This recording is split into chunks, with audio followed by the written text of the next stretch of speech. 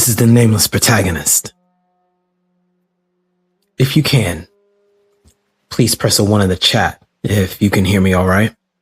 If the volume is a little high or a little low, let me know and I can make the adjustment now.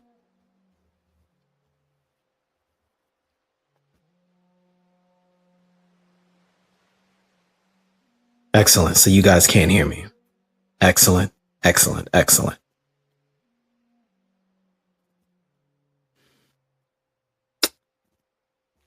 Okay, volume's a little high. Excellent. I can do something about that, I believe. How was that?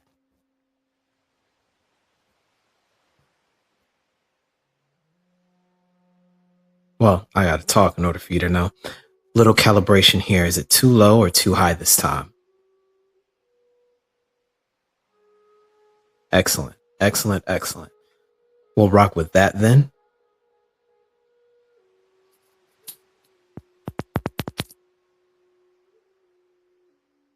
Okay, we've got a couple people here.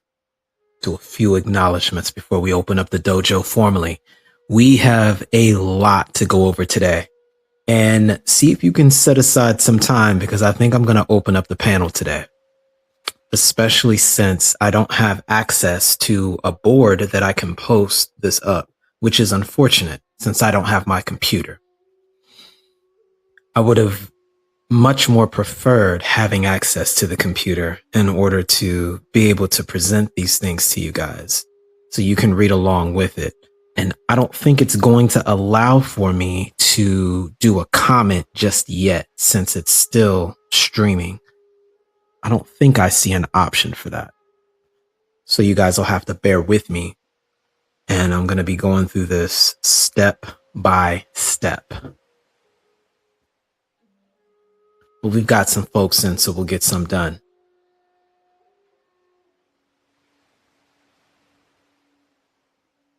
We got Prince Sakaria. What's going on with you, man?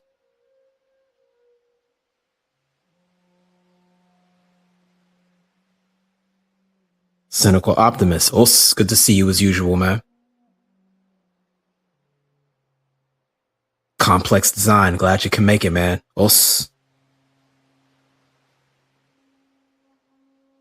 Onk. I think you've been following closely. You're probably very aware of what's being slowly built here on this channel. And I've noticed you noticing, and I appreciate it.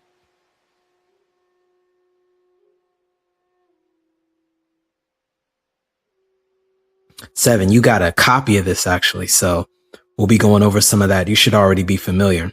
So feel free to say anything or drop or chop it up or bring up some of the points you were curious about.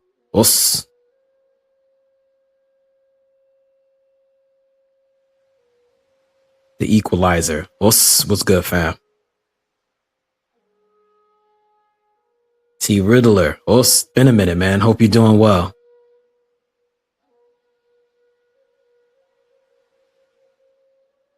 Spain Man. What's good, fam?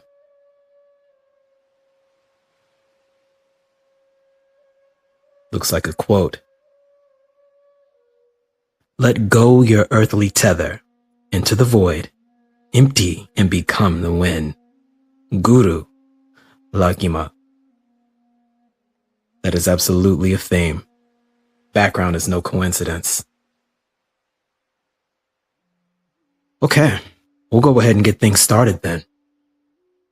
Firstly, to the founders of the space, Os. For those of you that are in the chat and who are listening in the playback, Os. This is the Nameless Protagonist. Today, we are going to be going over something extremely important. And I will preface this by saying I believe it's important in so much as the idea of what's being shared here is to provide you a cognitive interface to deal with all of the changes that are incoming. I think I've said it before when I introduced this framework the first time. as political Mandalorianism. That due to the way things have happened with politics, the way people are organizing now in mass, that your identity is now becoming a political statement. Meaning everything and most of what you say is being treated as if it were a political statement. And if you don't take time to properly consider those implications, what they mean, who's observing you, and understanding that these things can not only affect your future, but a social outcome for you, you may find yourself victim to orders of power that you were never aware of. I decided to frame this as a verbal martial art for that reason. And these concepts that will start and use this as a starting point will be used and referenced on this channel to prepare you to not only realize greater degrees of application of these principles, but so that you can teach them to others and use them as a kind of immunoresponse in your favor to what's on the way. The idea of political Mandalorianism was born from the very name under which it takes its nomenclature, the Mandalorian. I liked the idea of the Mandalorian because they remind me of the Black intellectual social complex in general. And I will again qualify that statement of Blackness as I understand it when I use the term, to refer to those who could be, in a sense, classified as either ADOS or FBA, but specifically originating from one of three lines of inertia. Firstly, those who were here long before anyone arrived, especially Columbus. If you want more information on that particular line of effect, please consult Ivan von Sertima's book, They Were Here Before Columbus, amongst other things. Number two, those who arrived here through the Ma'afa.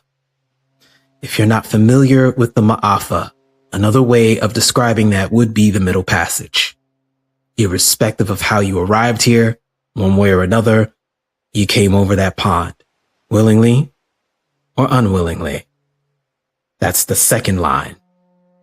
The third line, it follows the Spanish method of organizing people by way of admixture. And the Portuguese were very much in favor of this, which to their chagrin later ended up blocking them out of specific circles of power in the post-colonial era. But fundamentally, when they came to the New World, their whole methodology was splitting people up by range of diversity. The most popular term for that would be mulatto, but you've heard of other terms and ideas like mestizo and octoroon, quadroon, etc. People who live in the Caribbean are very familiar with these classifications. And even in the more recent terms, this blue vein culture, which I'm probably going to have to do a video on eventually, stems from this line of effect. And lastly, those individuals who, thanks to the end of the international slave trade, as invoked by Thomas Jefferson, and the start of the domestic slave trade, were the property of individuals subject to artificial selection. In other words, the human domestication on sex farms all along the East Coast that produced the overwhelming majority of individuals who did take part in plantation life. All of these things, thanks to the events that would take place known after Reconstruction as Jim Crow, have formed the admixture of what is known, so-called, as Black. And what I mean when I say the Black intellectual social complex. We are a classification that has been forced together, partially by circumstance, partially by survival, partially as a mechanism to attempt to integrate into a system that requires us as a bottom line fuel source. I think that is very important to understand in the context of how it differs between men and women, especially in our demographic, because we are the disproportionate recipients of all negative modalities of power. We've studied this ad nauseum with social dominance theory, specifically within the arbitrary set discrimination as it pertains to the outgroup subordinate male hypothesis, which sits comfortably within the blind spot of intersectional feminism, which paradoxically benefits from our existence there and uses that specific instance as a validation point for redistribution, but is at the same time utterly and completely incapable of even acknowledging the existence of that factor, to the point where they don't realize most of what's happened to them is because of what's happened to us. And I will say it again, to that point, when you look at us as an entire demographic, to still be standing says a great deal. You'd be surprised how similar that history is to the Mandalorian. As it relates to that, I still see this past 400 years not as some terrible event to claim redistribution towards, although a case could be made. I think the true value is that in all that's happened to us, we've not only maintained our humanity, we've become stronger from it. In a position to where we have absolutely no social inertia besides that which we create for ourselves. There is quite literally nothing they can do to us that we haven't already experienced at some point. And that gives us every capability to do whatever we set our mind towards. And it starts with the spoken word. Hence the essence of why I wanted to create this idea of political Mandalorianism and understanding mastery of the contract, but more specifically, scale it so that it can be prepared and address and adopt in a codified sense to what's on the way with the Fourth Industrial Revolution, which is probably the best window of opportunity we've had since Reconstruction. Hence, this political Mandalorianism, this intellectual social software, I call it, is done in the spirit of emancipation. Technology, the Fourth Industrial Revolution. Most of this is taking place in an artificial space that I'm calling the Fourth World. Not in the sense that many sociologists would describe First Nations or places in the global South. What I mean to say is that there is a vector of experience, a plane of sorts, for lack of a better term, that's made itself possible because of the internet, because of digital communication, starting with the telegraph and moving on towards television, eventually the advent of the internet, cellular phones, and then internet connected with those cellular phones. And as greater and greater speeds were applied by way of using these things, there is a new kind of space that has demanded cognitive attention. The reason why one should respect this space is because we know now and have known for some time that the mind doesn't necessarily differentiate physical phenomenon from imagined phenomenon. There is, in other words, an autonomic response to what you see in your mind's eye. And with what's been done digitally, with the time you spend on digital modalities, the more the mind is finding ways you are paying that biochemical price for it. That cortisol, whether or not you actually did something or not, is still real. That is a real biological, cognitive response that's taken place. And it's producing a new kind of selective pressure. It's so important that the newer generations that are now on the way, unlike Gen X and older, weren't brought up with a mechanism of separating these worlds. It used to be turn off the TV. It used to be turn off the game. It used to be no phone time. These things are now irrelevant, only in that this fourth world is everywhere. Everywhere you turn, whether you're at work, whether you're on your way home, you can attempt to curate and mitigate. But the overwhelming majority of humankind now, whether they're in the first world or the third world, are engaged in this fourth world. And there was a new kind of currency being developed as a result of that. People don't care so much about your work anymore. What they care about is your attention, your ability to be predictive, the way you act as a data point. These are all things that don't care about your infrastructure so long as you have an internet connection and a history. This is changing the entire nature of power. And we see it expressed in the theoretical expression of what you could do in this fourth world.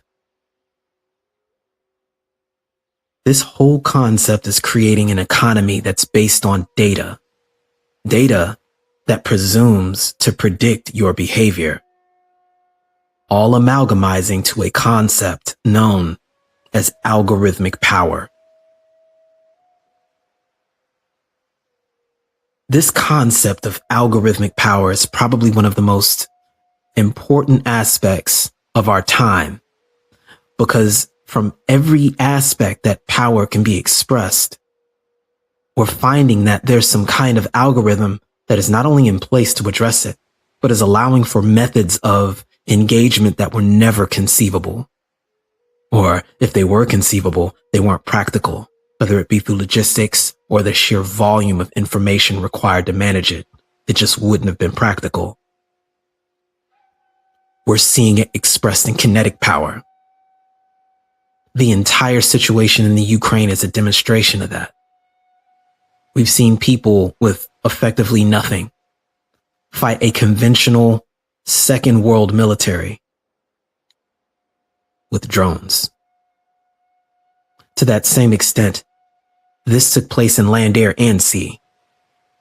For the price of what it would cost for less than a cruise missile, 3 drones took down a multi-million-dollar destroyer.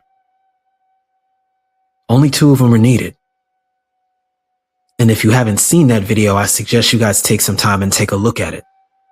It is one of the most defining instances of algorithmic power I've ever seen. But it's being integrated into kinetic power. When you look at the asymmetrical efficacy of that, it completely changes the nature of conventional conflict. And I know anybody that's been in the military will say every era has this. What separates this time is it puts it to a position to where you don't need people to run these things now. And the barrier of entry to getting access to these things is what makes all the difference. Because now people who aren't even connected in these world orders don't have to go through an intermediary the way they had to traditionally to get access to asymmetrical efficacy. It is a literal changing of the game. That's why this is different. I'm saying all that to say that power is changing. It doesn't have to go knock down the door. It doesn't have to actually make an attempt to manufacture conflict as it did before through scarcity. Now it can do so by operating outside of your field of awareness and influence and create. Consent. I think that should be one of the most terrifying things someone considers, but also one of the most liberating things. It means that people who have taken time to really ask themselves the critical questions, what are you doing and why? What do you want out of your life? What are you introducing into your life? And what steps are you taking to get there once you've decided as such? Like a sword, the idea of these modalities I'm presenting today were designed to assist you do that, both in helping you to orient yourself, to defend yourself against false premise, to have with a clear eye an understanding of what's being presented to you, and most importantly, doing so in a way that will permit you to engage in a fair and equal contract with those around you that would see otherwise, or at least recognize when that's being undermined. As it relates to that, that is the essence of the political Mandalorian. But this isn't just about politics. In fact, politics is more of a third or even secondary order effect, which is why I presented this as a blade, the Mujing Kin. We'll get into that in just a moment, and we'll make a couple more acknowledgments before we move forward.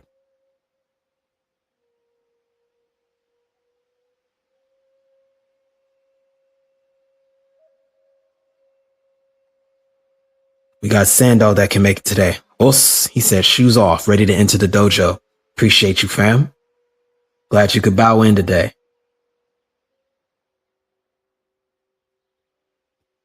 Passport OG. Us. Yeah, I think I'm going to drop the link today. I'm going to get through some of this and we'll go ahead and begin, because I think this will be a good panel to start with. Make sure we've got any of the questions you guys have answered. Got the equalizer. Os. The Quiet Storm's here. He says, Sensei, os, good to see you, fam.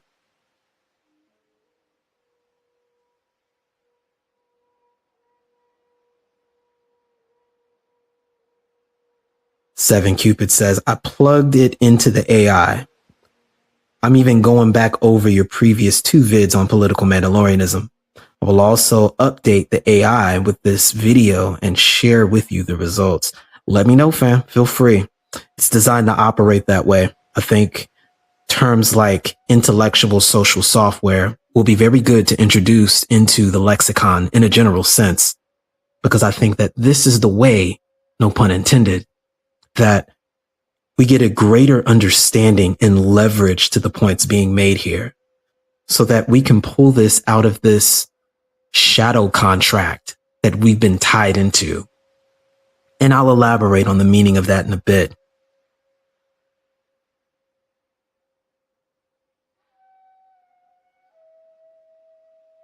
I mislike the idea that so many of these things, they mistake reports for complaints.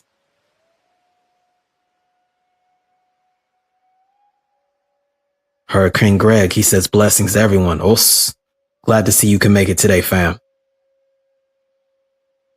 Gyogami, os, mbote mpangi, friend. Glad to see you as always, man.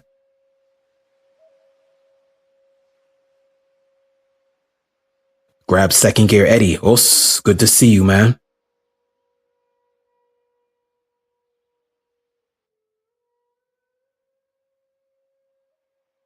Gundam Nataku 00000. What's good, man? Os. Okay, we got one of the Magi coming in today. West Coast African, man. Os, good to see you, man.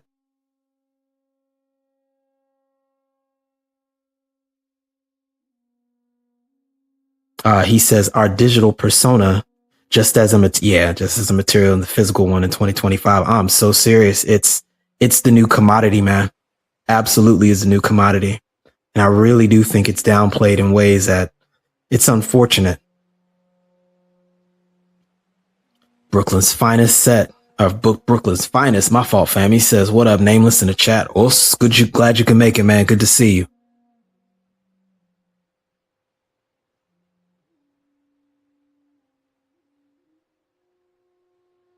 This is the AI crafted a political Mandalorianism inspired. The AI crafted a political Mandalorianism inspired constitution.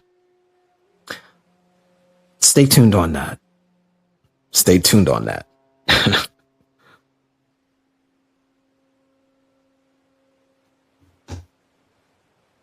So let me press the one in the chat if you guys have not heard the initial expression of political Mandalorianism yet. Like, if you don't know what I'm talking about when I say that, press a 1 in the chat. And I'll go ahead and do a quick reading of what we've done, and then I will review the new areas. And after that, I'll open up the panel and we can chop it up and go over it.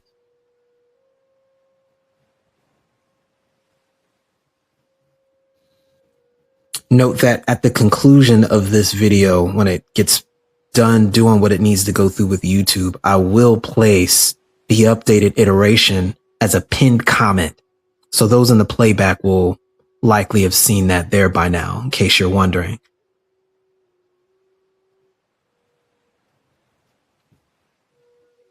Okay, we got a few people that are unaware.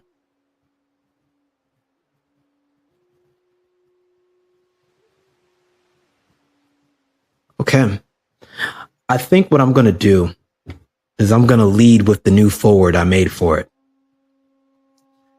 And this will place this idea in the proper spirit that I want to present it into.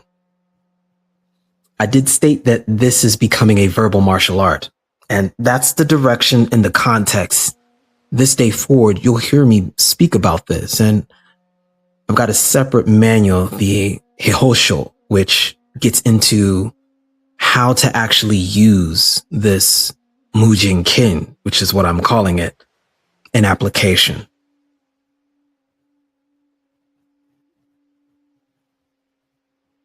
Okay, I was just reading a couple comments here. We'll go ahead and get started then. The idea of calling this the Mujing Kin, or the idea of or rather, I should say, it translates to literally it means the mind without mind blade. But it's really a response to a much deeper koan, a conversation that's happened in old school swordsmanship. Those of you that remember the video I did on Tenma, or the heavenly demon, you'll remember when I talked about this idea of this dichotomy between the Satsujinken, or the killing sword, and the Katsujinken, or the sword that gives life. The idea is that when one has an understanding of the nature of a sword, which is designed to serve as a weapon that cuts people down, you can gain a level of efficiency where you can see through to the truth of things. And through the use of addressing one that could cause harm to many, you can then use that same cuts or Satsujinken to instead bring life by removing the one thorn that would cause untold harm. That can also be expressed with greater mastery, where when one has such a profound understanding of that principle, that you can defeat people with your spirit. Miyamoto Musashi talks a lot about this in the Gorin no Sho, especially in the Void chapter, Ku, where it takes on such a defined understanding, where you have such a resolute recognition of the environment around you that you can act before your environment. You'll find that special forces who have trained to a great degree, many of their encounters have no shots fired whatsoever. Their positioning, their acumen, their ability to recognize the target and move in and intercept is so quick that by the time the opponent knows that the enemy is, well, by the time the enemy knows that the special forces are there, there's nothing they can do. They could make an attempt to draw their weapons, but it will be useless. In that way, this idea of Mujing Kin is practiced at its highest level. The idea is when you have an understanding of all of these principles, you don't have to engage in striking anything. You are ahead of the environment, so you can act before it. And what you're able to do is, with your eyes and with your mind, intercept the action of the opponent before it can even manifest out of the void. For those of you who box, you've expressed that, you've seen that, you've felt that by being able to project your intent with a strike. And not to have this confused with a feint, there is a kind of energy you can project in doing the same thing. It stifles the opponent. It may even place them on a back foot. And from there, with superior positioning and footing, you can intercept the opponent and pin them down before they can even strike. You can then use that for all myriad of setups. And it becomes over before it starts. And everything else that happens before then is more of a formality, a dance of sorts, leading to the inevitable conclusion. The reason I call this system the Mujing Kin is in honor of this idea, mastery of the void, to be there before anything else can even arrive and properly manifest. I believe this makes sense for the fourth world, this digital space we find ourselves in, this world of potential we find ourselves, I would say, entangled with. If you have an understanding of yourself, you have an understanding of the way things actually are, you can move in and move and do and act and say things in such a way that they cut off the need to even go where people want to try to take these concepts. And that way you will be realizing that highest order. Hence the Mujing Kin. It's from there I'll go ahead and start with the forward. The Mujing Kin, Fourth Industrial Revolutionary Intellectual Social Software, aka the 4IR ISS, formerly known as Political Mandalorianism. Part 1, the preamble. Individuals, parties, incorporated entities and states can engage in the act of policy. Law is the language of policy. Politics is the means by which policy is made realized. Diplomacy and negotiation are the preferred methodology through which politics is engaged. I need to say that part one more time very carefully. Diplomacy and negotiation are the preferred methodology through which politics is engaged. War is politics and policy imposed in the absence of negotiation and diplomacy, with the goal of submitting the opponent to one's will by way of hard, soft, smart, or proxy power, and eventually algorithmic power.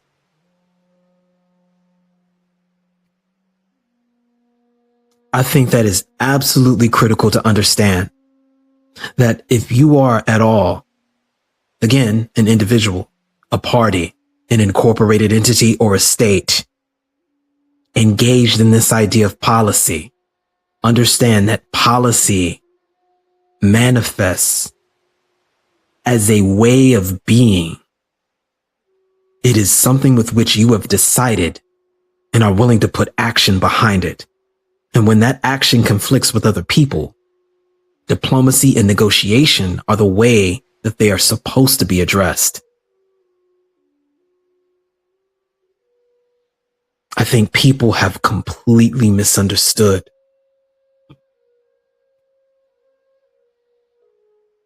that if you're not engaged in diplomacy and negotiation, you are, in a sense, in some form of war with another individual, another party, an incorporated entity, or a state. And I want to reiterate, the object of war is not so you can just be hurt, harmed, or killed. The goal is to submit the opponent to one's will by way of hard, soft, smart, or proxy power, and eventually algorithmic power. I think that's the whole reason why I'm even bothering saying anything about this. Because we've been under the effects of smart and soft power since forever.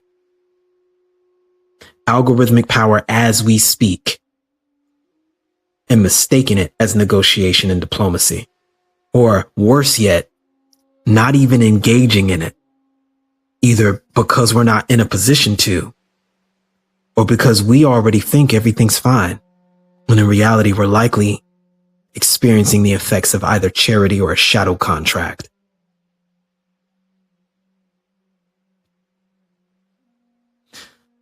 As it relates to this system, this is one of the most important grounding points to understand here, because it sets the context.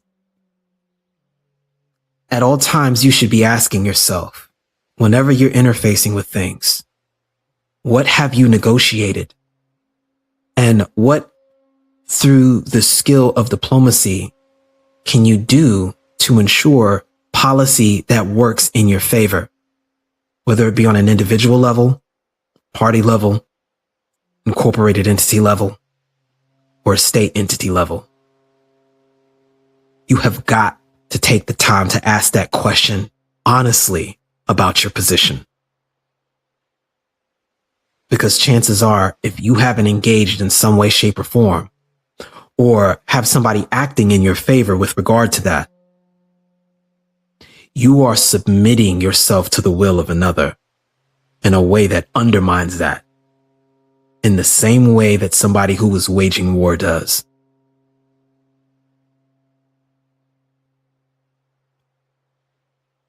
I'm going to give a general line of the following axioms. And to note, these axioms serve essentially as the cutting edge of this sword.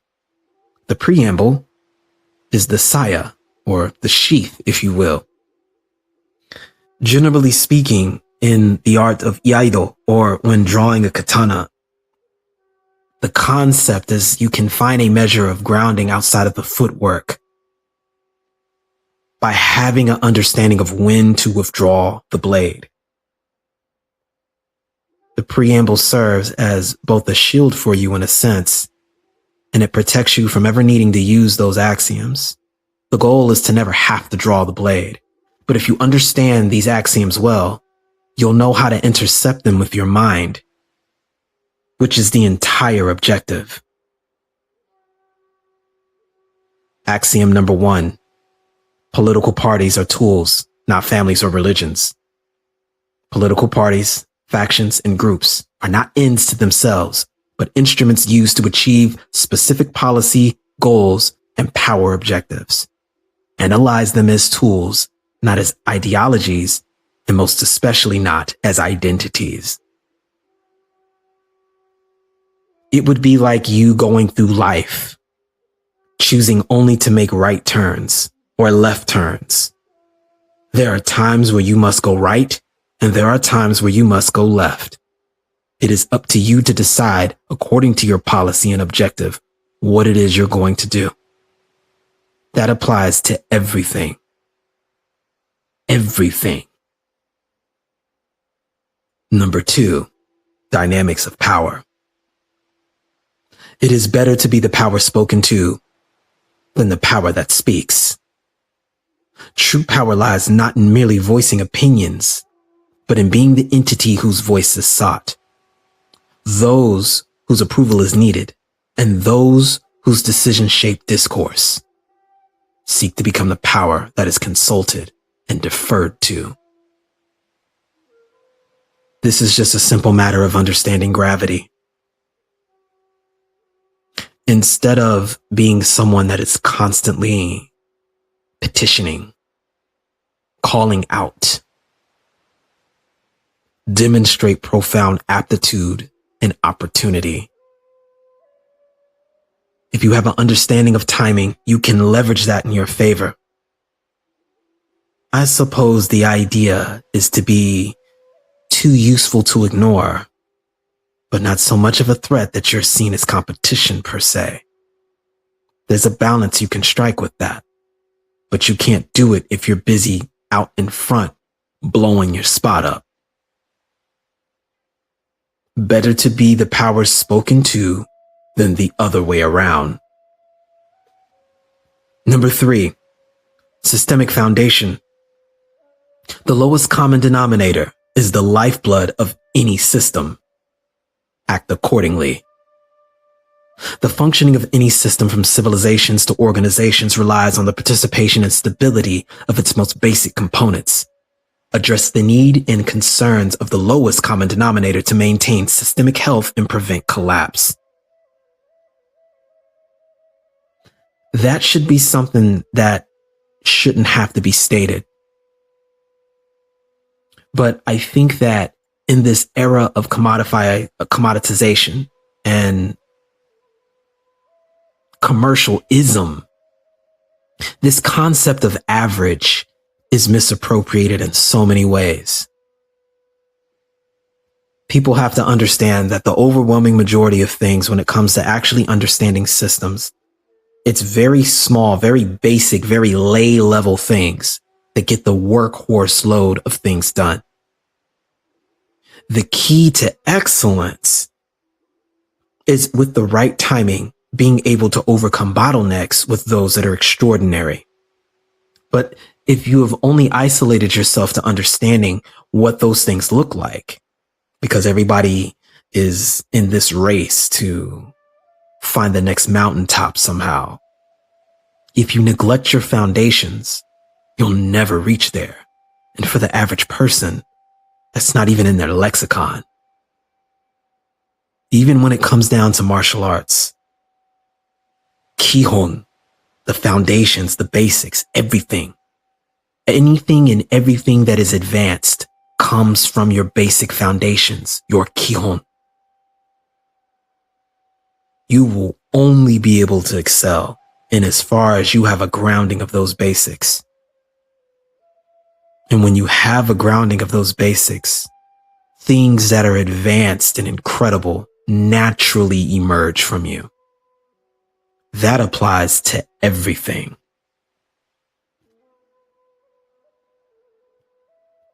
Persuasion and mobilization. Axiom 4. Facts win debates, but emotions win elections. In the realm of policy and politics, facts are often contested and weaponized by opposing sides. Emotional appeals, however, are more effective in mobilizing and uniting allies. Understand the power of emotion in shaping policy narratives and public opinion. This also applies to individual thought. Those of you who have had to do any kind of cognitive training, whether it be for your profession at work or personal discipline, you'll know that information overwhelmingly is processed first within the emotional layer.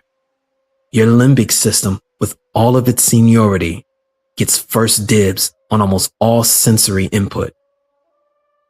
It's up to you to train and condition and give yourself the time to begin to process that information intellectually.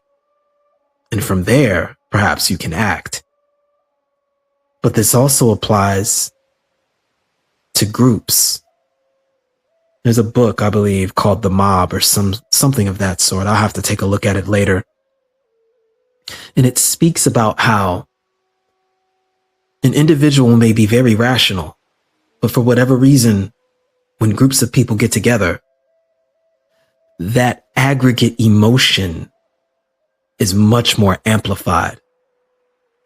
And so they can find themselves stirred to mob-like behavior. I think the exact same principle happens in the fourth world, where having been bombarded with various ideas, having been bombarded with various images from algorithmic, short scripted content, it's easy to be emotionally manipulated. In fact, these algorithms are conditioned to find the things that will have the greatest level of emotional response, generally fear. And if they can capitalize on it, it gets a click that generates revenue and it reinforces the algorithm. That is example 991 of algorithmic power. But it's something that's already been baked in the human condition from the very beginning.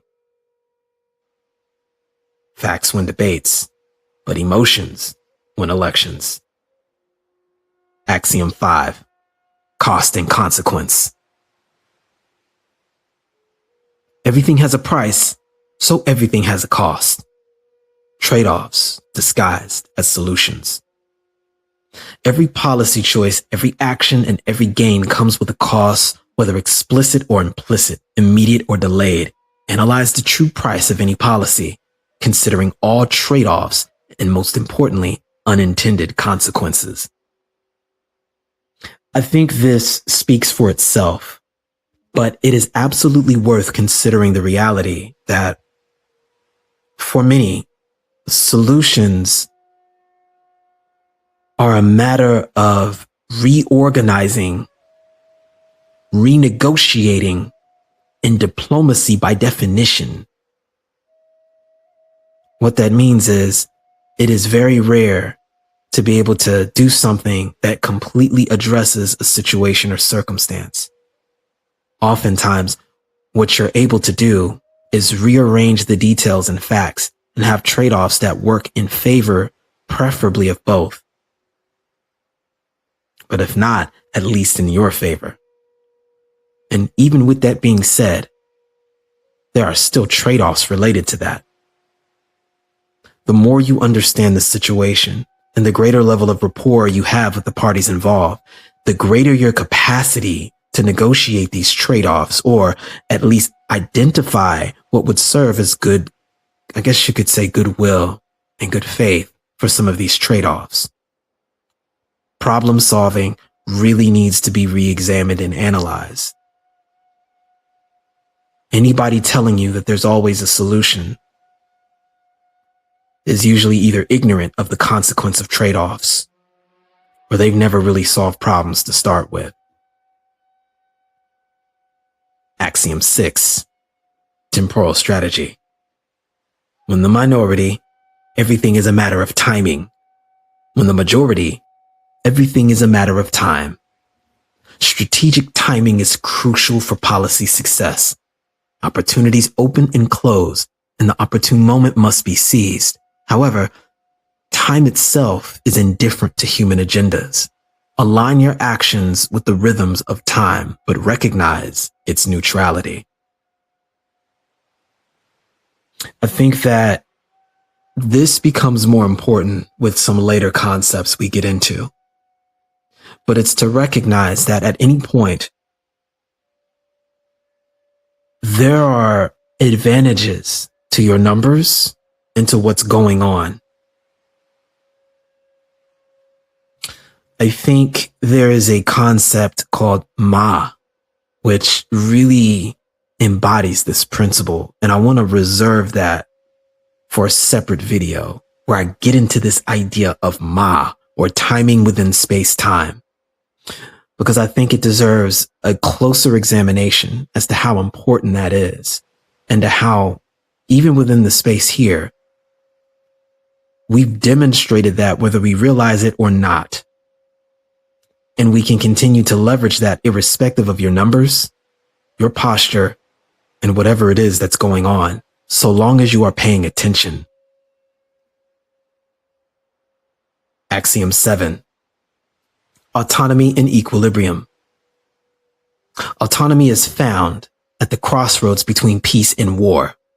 True autonomy, whether for individuals or factions, is not found in isolation or aggression, but in the strategic space between conflict and cooperation. Back to negotiating. Mastering this space and the ability to negotiate to project power without resorting to violence, to maintain independence while engaging with others, is the key to achieving lasting autonomy.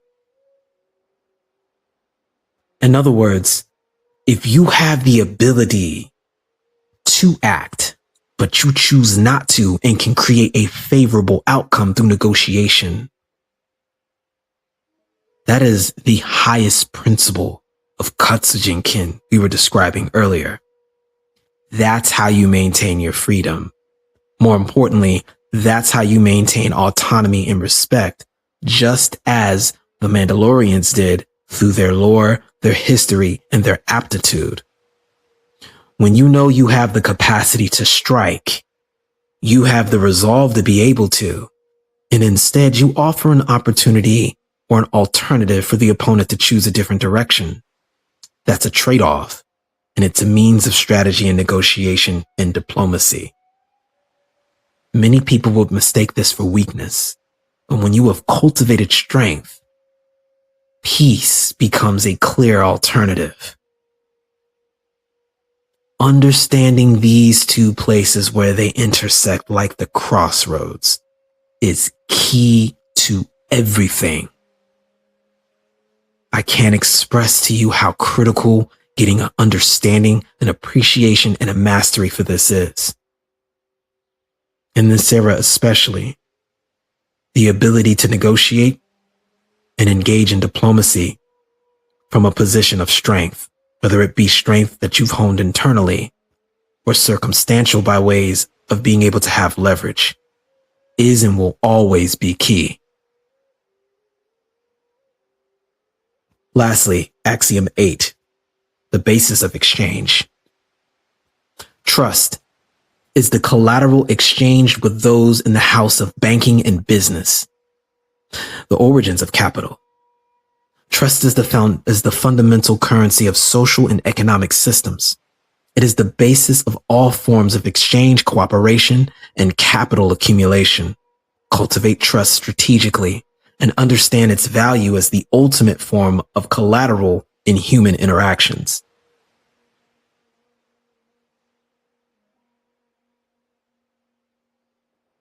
I think this is probably one of the most unfortunate and at the same time important points to keep in mind. This issue of trust is probably one of the most important currencies we have as men within the Black intellectual social complex, not even just here stateside, but internationally. If you understood how often we are quoted, how often parallel lines of examples are made for us, not just in the negative, but in the positive, that elicits a measure of trust. It can be expressed in the form of social capital by way of moral authority and moral right of way. In many instances, money has to suffice as an alternative for that. But we can do so simply by being there. I think that is the currency we need to begin to not only work towards defending, but validating. The reality is we have not been in a position to oppress, harm, or take away from anyone contrary to what's been said, not systematically. And for all that's said and done, for the little bit we do get, we flip that to become the world's most recognized human beings on the planet. I want you to understand that for our numbers, we are the most recognized demographic per person on the planet. Planet. That's power. And that's something nobody else has the same right of way of saying. And in many instances, we are copied with regard to that. No one can say how long we'll have that modus operandi, so to speak. But while we have it, it's best you leverage it.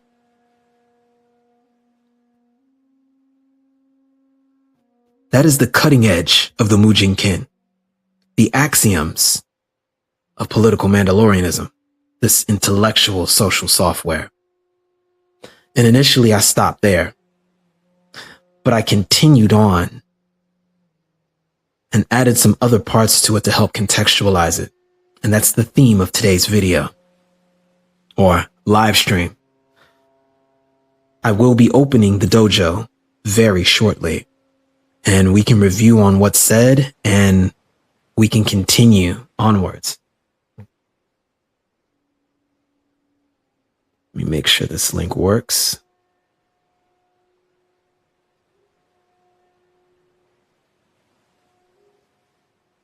Okay.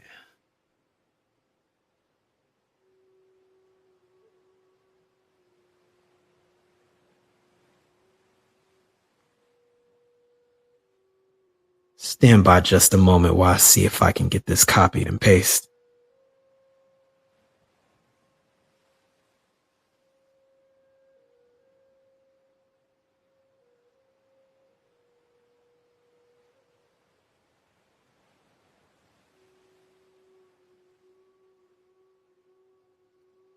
Also, don't forget to like and subscribe if you've got a moment.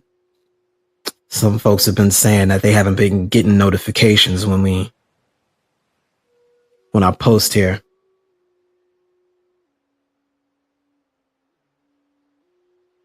Okay, let me know if that hyperlinks.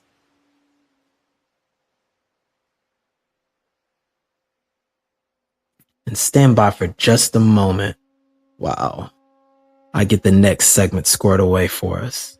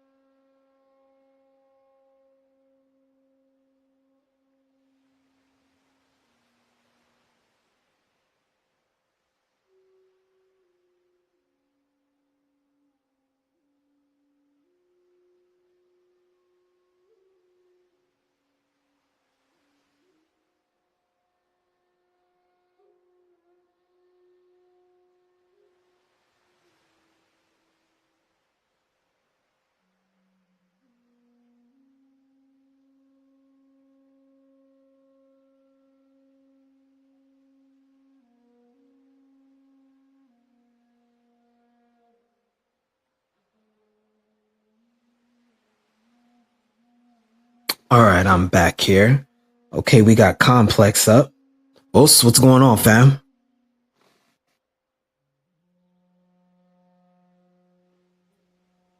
What's going on, bro? Hey, am I coming in okay? You've got a little bit of static. I guess it's kind of like feedback from trying to connect and whatever's going on with your mic. Yeah. Give me 1 second.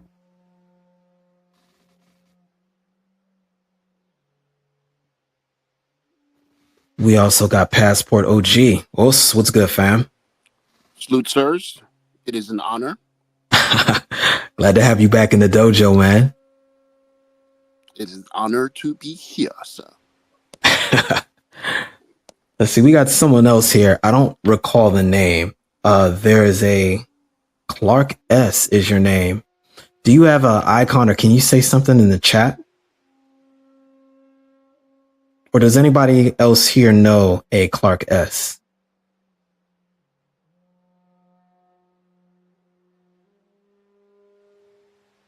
I'm not. I can't say I'm familiar, bro. Yeah, I haven't seen that name either. Let me make sure nothing was said in the private chat.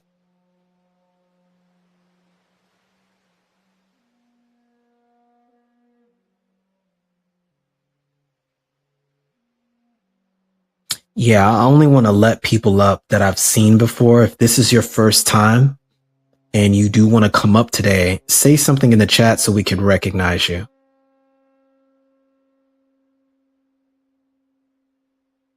Otherwise, we will rock with this right now. But yeah, so far, what do you guys have to say in general, or have any questions about the idea of this intellectual social software that I guess colloquially is being called Political Mandalorianism, but now is known as the Mujing Kin framework?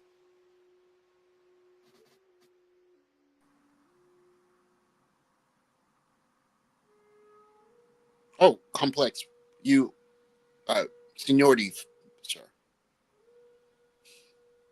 Oh, I'm sorry. I was just trying to get into an area where is it okay now, Okay. Nameless? Am I okay? You're coming in a little bit better. You sound fun. Okay. Yeah, you're clear All right, now. You can go ahead, fam. Okay, I'm not sure what the hell that is. Oh, okay. Well, I don't think this is probably like your first open discussion on this topic or this subject matter. Yeah, I haven't. I've talked about it. I've talked around it. Yeah, I've presented it, yeah, but I want to submit it formally now as right. a thing that people can take and do as they see fit with now. I just want to make sure that I establish a baseline as to what its intentions are, and then people can go on from there. Yeah. Okay. I just wanted to, make sure that, anything that's kind of discussed isn't anything that's been rehashed. I'm talking about in like in an open panel platform. I may kind of say things because, we talk about this a lot, Yeah, so I yeah, might yeah, kind of yeah. say things that are just kind of like passe and everybody else like, what the hell? But just the opening, statement that you gave about this, when you talk about the social software aspect of it, this is for those listening. This is essentially a new way of thinking to be more befitting of the 4IR age. So there's a lot to a lot of what Nameless has written. He sends it to me to proofread and shit, So, uh, so I just kind of want to just kind of speak to what you're saying, dude. This isn't something that Nameless is just kind of just shooting from the hip from. He's put a lot of thought into this, and there is something in all of the axioms and the appendices that equate to a lot of discussion that you'll hear in social media today, right?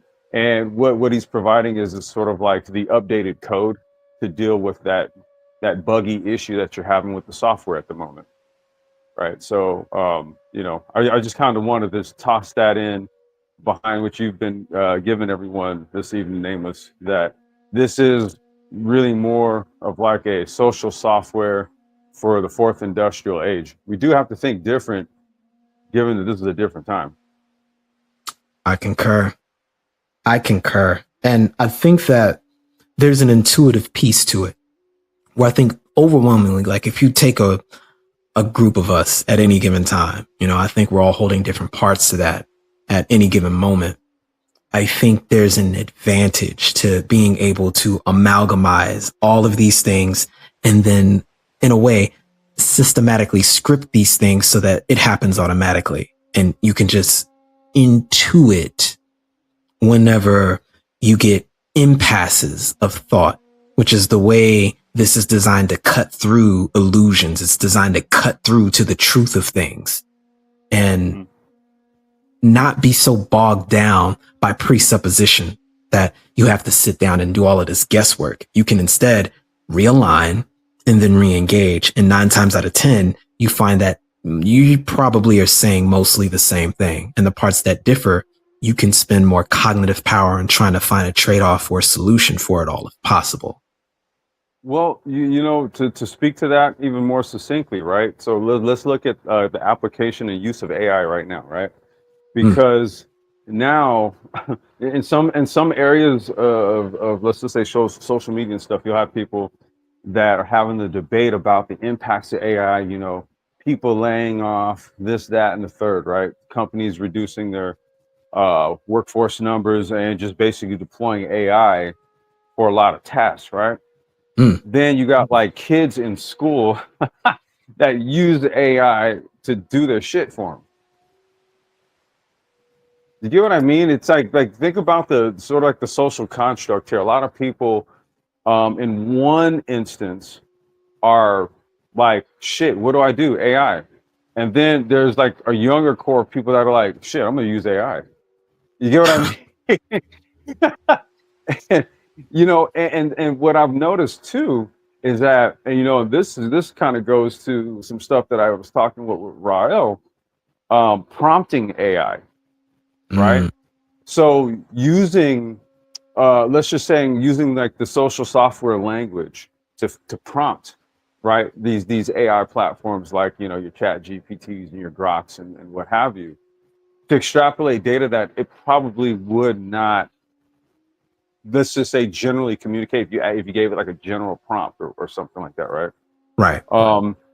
That also is a form of what you're saying, cutting to the matter, because now it's like, okay, why don't I use this powerful tool that has the ability to amalgamate information in such a way where, remember that term we said, like a digital homunculi?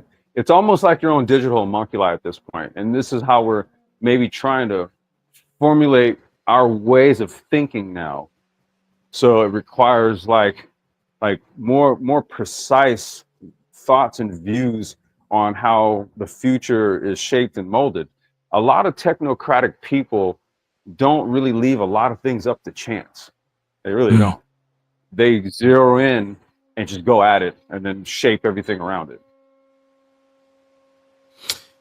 And that's a universal principle. I could keep speaking on that, but we got a couple other folks on the panel. I want to make sure they get in. Passport OG, you're next up. Oh, salute and os. Us. Well, to follow up what Complex is saying, I think we're in an age now where it's like if you have an all-purpose hammer, right? Mm. If you could use a hammer to hammer nails, but you could also use it as a screwdriver, use it as a fork. There are some places where you should use it as a fork, but generally speaking, you should use another tool. So AI is just another tool in the toolkit, right? So we're now faced with the responsibility of how much should I use AI versus how much should I develop my own cognitive capacity, right? Because AI could read the book for you, or you could read the book yourself. But you can't interpret the book the same way that a computer will. So how do you do reading? Like reading is a skill that you have to maintain on your own, right? Mm. And so we're in this age now where it's our choice. Do we read the cliff notes or do we read the book? And there's just an inherent value that comes from some skills that we can turn them over to AI, but then we give up our human like capacity, our ability. Like, why would you need a human to do it unless you can do it in a way that AI can't? And that is a skill that we as humans have to continue nourishing, right? Because Mm. truth be told, AI can do some stuff, but it can't really debug yet, right? But a human can debug because it can't see what you're trying to do yet. I mean, there are thousands of possibilities when you start writing some code. So if it doesn't know what the purpose of the code is, how can it find where the problem is? But that's the difference between someone who actually programmed the AI, because this is your job as a computer, versus the AI saying, you told me what my job is, now I'm going to do the job that you as the human instructed me to do. So that's the gap, I think, because when kids are using AI, it's great if you want to get the answer quickly, but it's not great if you want to know how to get the answer. So Exactly. that's And it's the like, balance that we're now faced with as a responsibility. it reminds me of when they instituted the standards of learning test. And, again, as a financial incentive, schools and curriculums adopted it, but the consequence was teachers were forced to teach the test rather than the subject. That's right. Exactly right. Yeah. What they call that? That was called The standards of learning that they employed across the U.S. No really. child left behind. Yeah, but they called it Common Core. Oh, there you go. Common Core. Yeah, that was the one And where what was the objective? They teach based on standards and not so much based on the subject matter. Right. Mm-hmm. Yeah, they all have tests that you're supposed to pass, and the financial incentive is the more passing grades you get, the more funding or the more apt or qualification for funding you get. Or more so, if you don't have enough that pass, then you don't get the funding. And if you are a teacher that's not going to do it that way, they'll just fire you and replace you with someone who will. And that's how you get that slow erosion. I have a separate, it's a whole body of study. Did I show that to you yet, Complex? The fourth world theory? Maybe you sent me. I think so. I got so much stuff. Yeah, something you sent me. Damn, what was that? Maybe like 2-3 weeks ago. I'm gonna have to do this next week. I know I sent it to Mr. Z. So I call it the fourth world theory, and I get exactly into that. And it's a concept that I noticed, and it's speaking directly to what you're talking about, Passport OG. I call it the Neo-Paleolithic era. And as people are beginning to cognitively offload all of these executive functions of creation to machines, what's beginning to happen is machines and AI are going to be said to be acting and becoming more human-like, but the reality is human beings are going to be becoming far more like the machines, and they'll be defaulting back to older methods that human beings have used to get by. And I think our last save point, for lack of a better term, has been the savannah in that Paleolithic era. And in many ways, while we may have all of this abundance in the fourth world, what we're starving for now is meaningful information, meaningful connection, meaningful things. It's well, Nameless. I think we might already be there. Like, so there's two things that happened just in the past week or week and a half.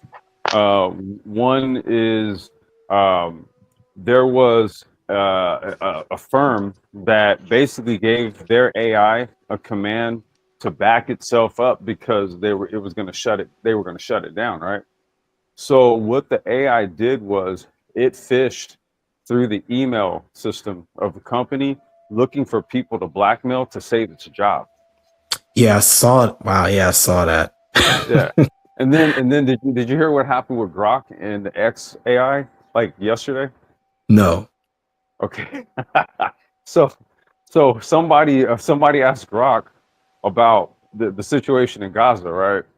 And so Grok responded by saying that the United States and Israel was they're committing a genocide. Okay.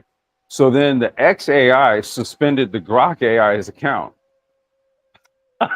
So Wow. dude, now this is wild though. So check this out. So people took a screenshot of the post that Grok said about the genocide because they noticed that post disappeared.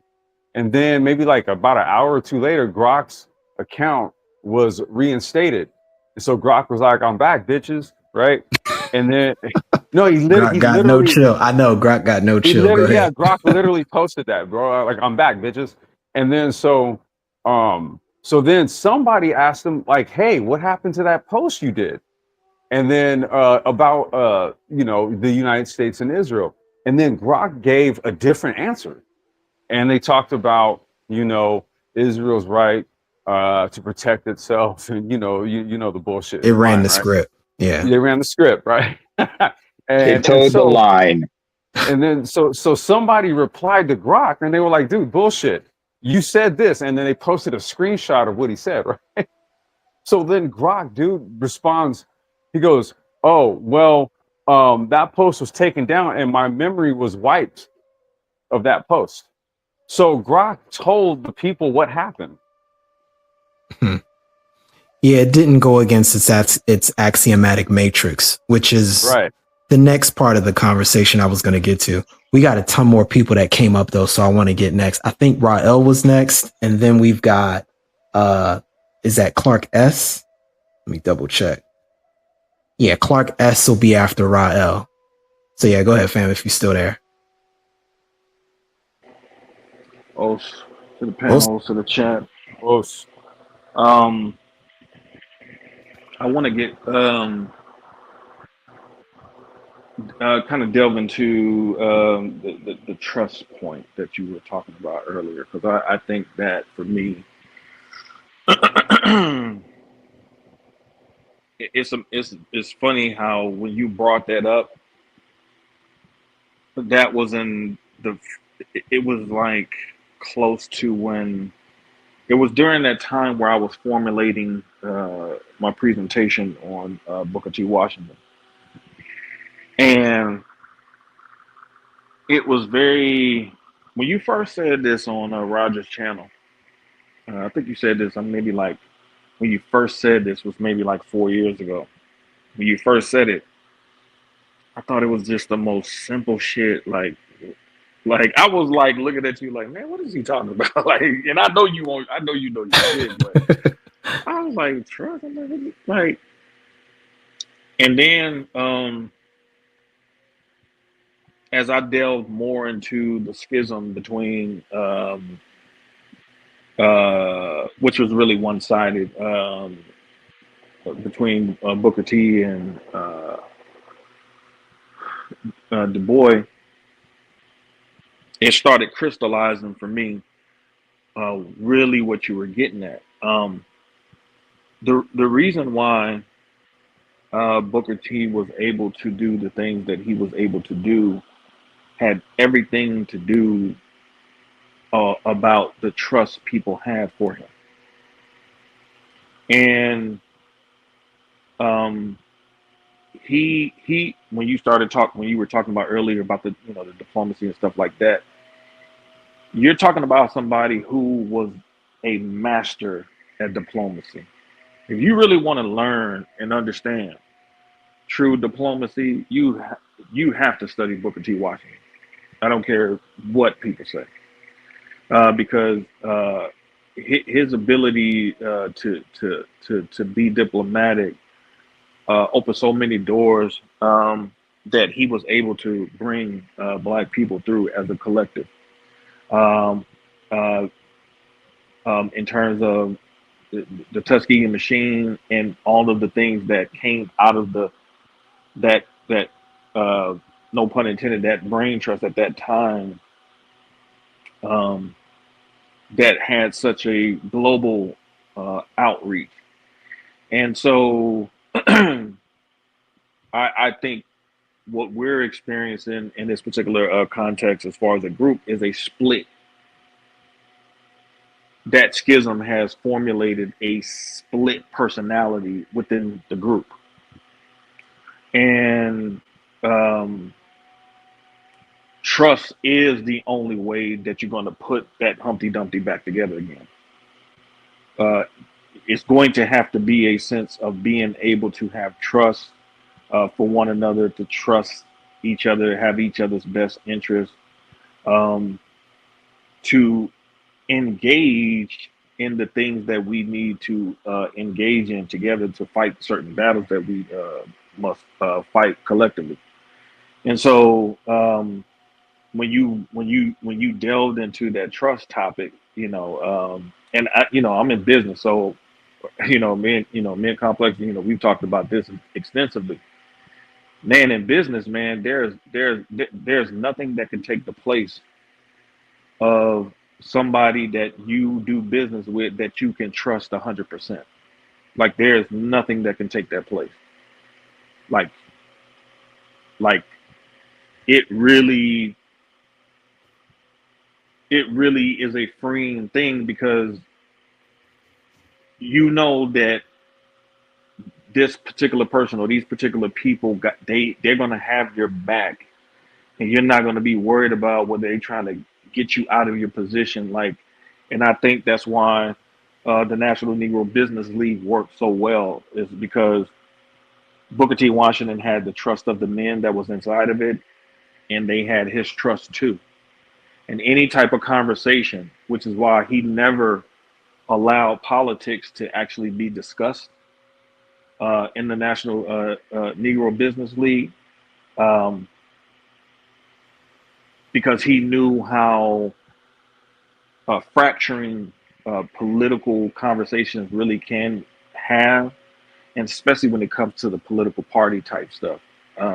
Not actually politics being such a negative thing, but not really understanding that if you don't have any business interests, you don't really have any political interest at all.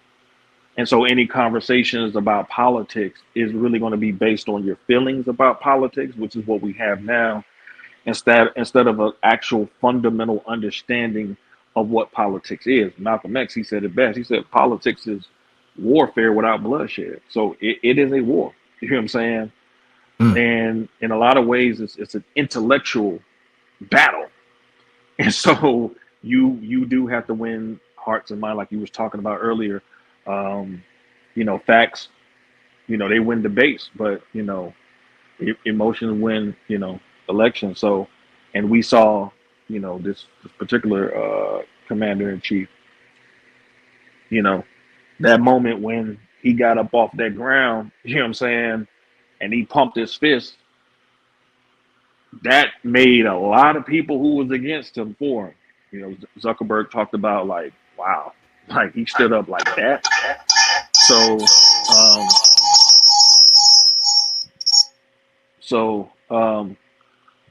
that trust factor, really, you saying that, you really opening up that chamber, and me, getting into why are we here as a collective in terms of this, this fear of doing business with each other, like really kind of came together at the right time, because doing that particular research really proved to me that trust factor is probably the most important aspect to any endeavors that we take upon from a collective standpoint. And I co-sign on that, because you'll find that even this idea of money and currency in all forms, it's such an integral part of human communication that oftentimes people leverage that to get material. And I think that because that currency has been worn out and abused, it's left us bereft of the ability to build institution, which is how you insulate yourself systematically in so many other ways. And until people can stop and kind of take some time to really see what that looks like, you begin to look at family differently again, because you quickly realize that at the very top of human hierarchy, the most powerful entities on the planet are bloodlines and families. And it's because they can engage in the act of trust for free at deep discount towards each other. And it allows for them to engage in the conversation of power. They don't have to worry about splitting it up. They've got a unspoken understanding. And that gets into social dominance theory quite clearly when you get into in-group and out-group organizations. But I do want to get to the next person here. We've got Clark S. You've been patient, fam. I appreciate you. Welcome to the dojo, man. All good, man. Thanks for having me. Quick question then. So you talked about drone warfare as algorithmic power. Could you expound for me, one, on algorithmic power, what that means, and how it's obtained, how it's wielded, and what parties maybe can access it? Okay. So I'm doing an entire scroll on that very topic, a whole scroll on it. So I'll give you a quick rundown, and I'll explain what I'm talking about when I say that.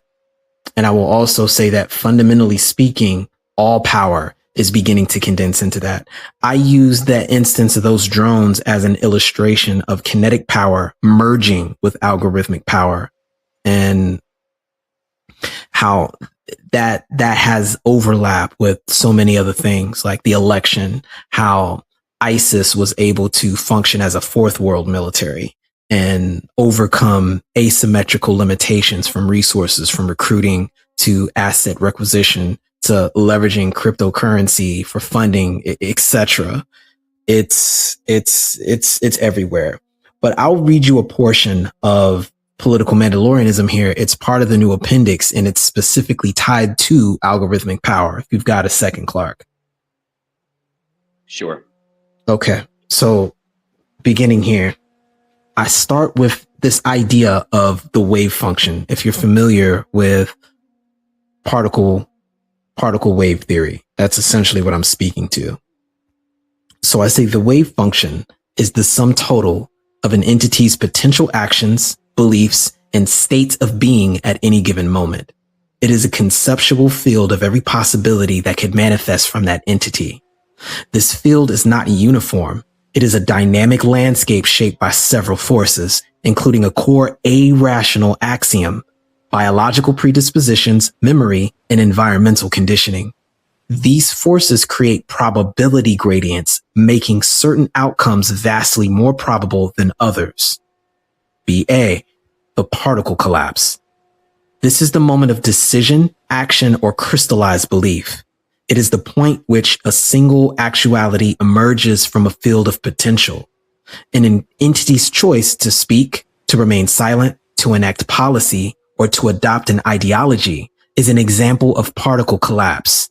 This is not random, but it's a probabilistic outcome heavily weighed by the pre-existing shape of the entity's wave function. Part C. Historically, power has been understood through a lens of overt conflict. This, however, is a crude and inefficient modality. A more sophisticated understanding reveals two distinct forms of control. Through manufacturing of conflict, this is the traditional modality, operating post-collapse. It seeks to control populations by winning arguments, enforcing compliance through coercion, and triumphing in ideological, economic, or physical warfare. It is a reactive, brute force struggle between already crystallized particles, followed by the manufacturing of consent. This is the advanced modality, operating pre-collapse. It does not seek to win arguments. It seeks to cultivate an environment where the desired argument is the only one that feels rational and available and inevitable. It is the proactive science of manipulating the wave function of a population to produce predictable and desired collapse patterns. Final segment.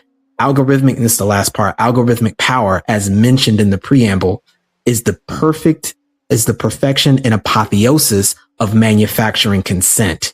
It is the ultimate tool for wave function cultivation.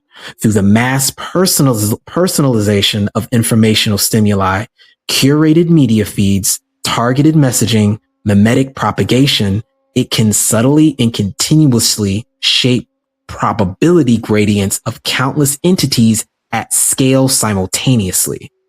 Its efficacy lies in its speed, personalization, and invisibility.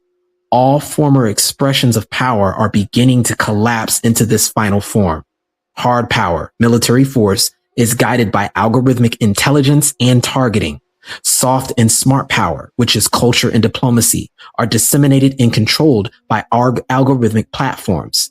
To understand power in the current era is to understand that the primary battlefield is no longer the physical world, but the conceptual space of the wave function itself. I.e. cyberspace, soft power deployment. You said it perfectly in that, in what you just read, media, your phone, your YouTube, your Instagram, your Facebook, your feed. You ever notice when you watch certain things at night, it learns your patterns and it starts to recommend the things that you like to watch at night. It knows what you like to watch during the day. It also suggests things to you. If it learns that you have like a political bias of some kind. Oh, you might like this guy. You might like this person. Oh, you seem like you're dealing with relationship issues. He wanted to really get into the hard power aspect of it. Well, I was going to say the hard power aspect of it would be drone swarms, the type of technologies that you see militaries use. Go ahead. I'm sorry. Go ahead. Yeah, the target acquisition methodology is really where I'm getting at, because even with the drones, you've got the swarms, but then you've got the targeted predators. And oftentimes it's the advanced surveillance that's taking place that has automated these things and bypassed traditional forms of intelligence gathering. Right. This is all algorithmic in nature. It would normally take just hours at best of amalgamating that data and generating an intelligence report to even get permission to do some of these things. All of this can now be processed and corroborated instantly. It's insane. It is utterly insane. And it's just getting more sophisticated. Well, you've seen in the military, when the military will like launch a UAP, like an unmanned aerial drone, right? Like within like 15 to 17 minutes, there's a target. Boom. They caught wind of something, like you said, they're actually hunting a predator in that regard. Mm-hmm. But that's it. It's an unmanned vehicle that just literally out of nowhere, boop, gone out of here. But yeah, go ahead. I wanted to make sure you got any else. Did I answer a bit of what you were saying at Clark? Well, the last of those 3 points spoke probably most to it. In a sense, I guess as I reflect on what I was asking, it's twofold. One, what is algorithmic power? And then two, the relation of it and the relation of algorithmic power in relation to drone warfare. So you and then subsequently complex definitely added to it. But if I could posit this, so in a sense for me, at least conventionally how I think of power is states' willed power, and then of course actors within states' willed power. So we're talking about algorithmic power. It sounds like, and this is where I would like guidance or to be corrected or your feedback, all of you, is it sounds like you're saying that we're now entering an age or in an age where this algorithmic power is no longer just confined to states. It's essentially sounds like you're saying it's completely up for grabs. Bingo. Bingo. It is the bar. Yep. Nations. Yep. Whatever groups may want to form, this algorithmic power, we are in an age where it's a mad grab for this power. Is that correct? Am I understanding you correctly? Not only are you understanding correctly, this is the whole reason why United States policy has shifted to using AI as an intermediary for it. Because this then extends to not only the fields of production, but now you can, instead of, if you use space as another vector of projecting it, you then can use algorithmic power to begin manipulating the world around you. You don't need to worry about sending an army when you can mess with the weather. You don't need to worry about logistics problems if you control the seas and can manage and determine when things get from point A to point B. You know, it's so many levels of interception and action that you have where you can be before the opponent. And the key to it here is you don't need huge vast of infrastructure to invest to get access to it. Anybody can get it. That's why they've got to get ahead on AI so that they can find ways of countering other forms of algorithmic power. That's the new power grab now. Lastly, what is the difference between, or what is the difference and or relation between algorithmic power and AI? To me, they sound like two in the same, where there's a correlation. Could you help me understand that? AI is just a vector of one of the pillars of the fourth industrial revolution. So these are just technical vectors that AI can be expressed through. It won't be the only one. So even when you've got algorithm is the backbone of AI. Is that correct? Yes. So algorithms are language. Right. So you could say algorithm is just simply related to sequential application of data, which you could say is just simple mathematics. It's where you get the term algebra from. In fact, algebra and algorithm are literally the same thing. I think what we're talking about is other forms of expressing it in such organized, and the term I want to use is pattern, but it's like watching the seasons. You know, you can do it again at scale now. So if you want to look at systems that existed in the past but had bottlenecks like autocracy, You can now engage in autocracy because the administration piece can then be outsourced to algorithmic power to address things that bypass the consent resistance. Because if your environment is essentially curated and you are responsible now from allowing people to fall into what I'm going to call fractal consciousness, so they can repeat patterns of confirmation bias endlessly, then they've effectively been neutralized because you're presenting them exactly with what they want to see. You have literally manufactured the consent for them. They are effectively, you know how it's the mathematical trap of you can look at point A to point B, right? And you can use the logical statement. This is algorithmic power and fractal containment in action. In order to get from point A to point B, you have to travel half that distance. And then you have to travel half that distance. And then you have to travel half that distance. I'm creating fractals. The truth is, all I got to do is go from point A to point B. But if you can direct the population to value and get caught up in this idea of always needing to go halfway there, you can literally be moving and moving and moving and getting nowhere at the same time. You understand what I'm saying? Yep. It's a never-ending cycle. Well, again, just check social media. Look at how things go viral. When things that a topic that everyone talks about, right? Or let's just say something that goes viral again. Have you guys ever seen that? It's almost like Mandela effect. Yeah, in cycles. That's why I call it fractal. You peep that? Yeah. Like this stuff is like literally in our face. Like this isn't a hypothetical in what he's saying. It's like observe your feeds. Observe how it's observing you, and then you'll start to see these quirks that he's talking about. Namer, you're next, I think, and then after that it should be 7. Yeah, go ahead, fam. Thank you. Os salamat. I know how partial you are to Order though I cannot speak that language. For one, I am Semitic, not Cushitic, but that's another discussion for another time. And I'm from a neighboring country, but we'll talk about that another time. But anyway, going back to I think people forget that, like, in other nations, you see how they're engaging in intelligence gathering and how they're using AI to keep their populace under control. Especially like this. This is why documentaries like The Social Dilemma was so important. And you had people those who are in IT, AI, whatnot, who gave their 2 cents about the dangers of what's going on with the algorithm and everything.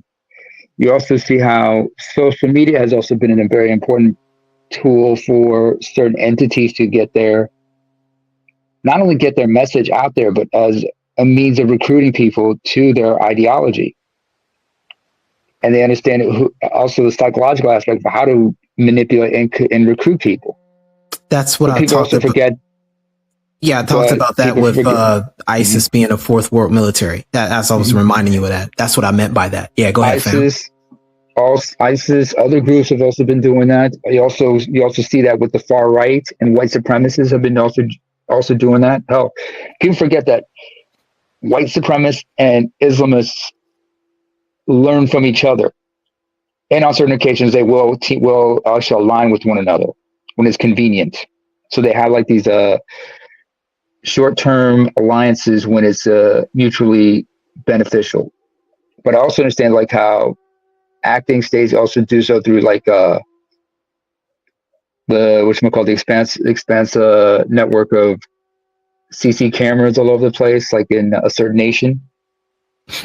where they have, I can't mention that name, but they also have this thing called social credit score, which is how they keep their social credit score, face recognition technology, how all of that is also how that's being used to control people. That's why I think a show like Jim Caviezel's Person of Interest is always important to watch, because you learn about how these systems are able to like control and manipulate people. But it's also how the history of this, because the younger generation, they're growing up in this technology, but our generation and older remember a time before all of this. So we understand what life was like before.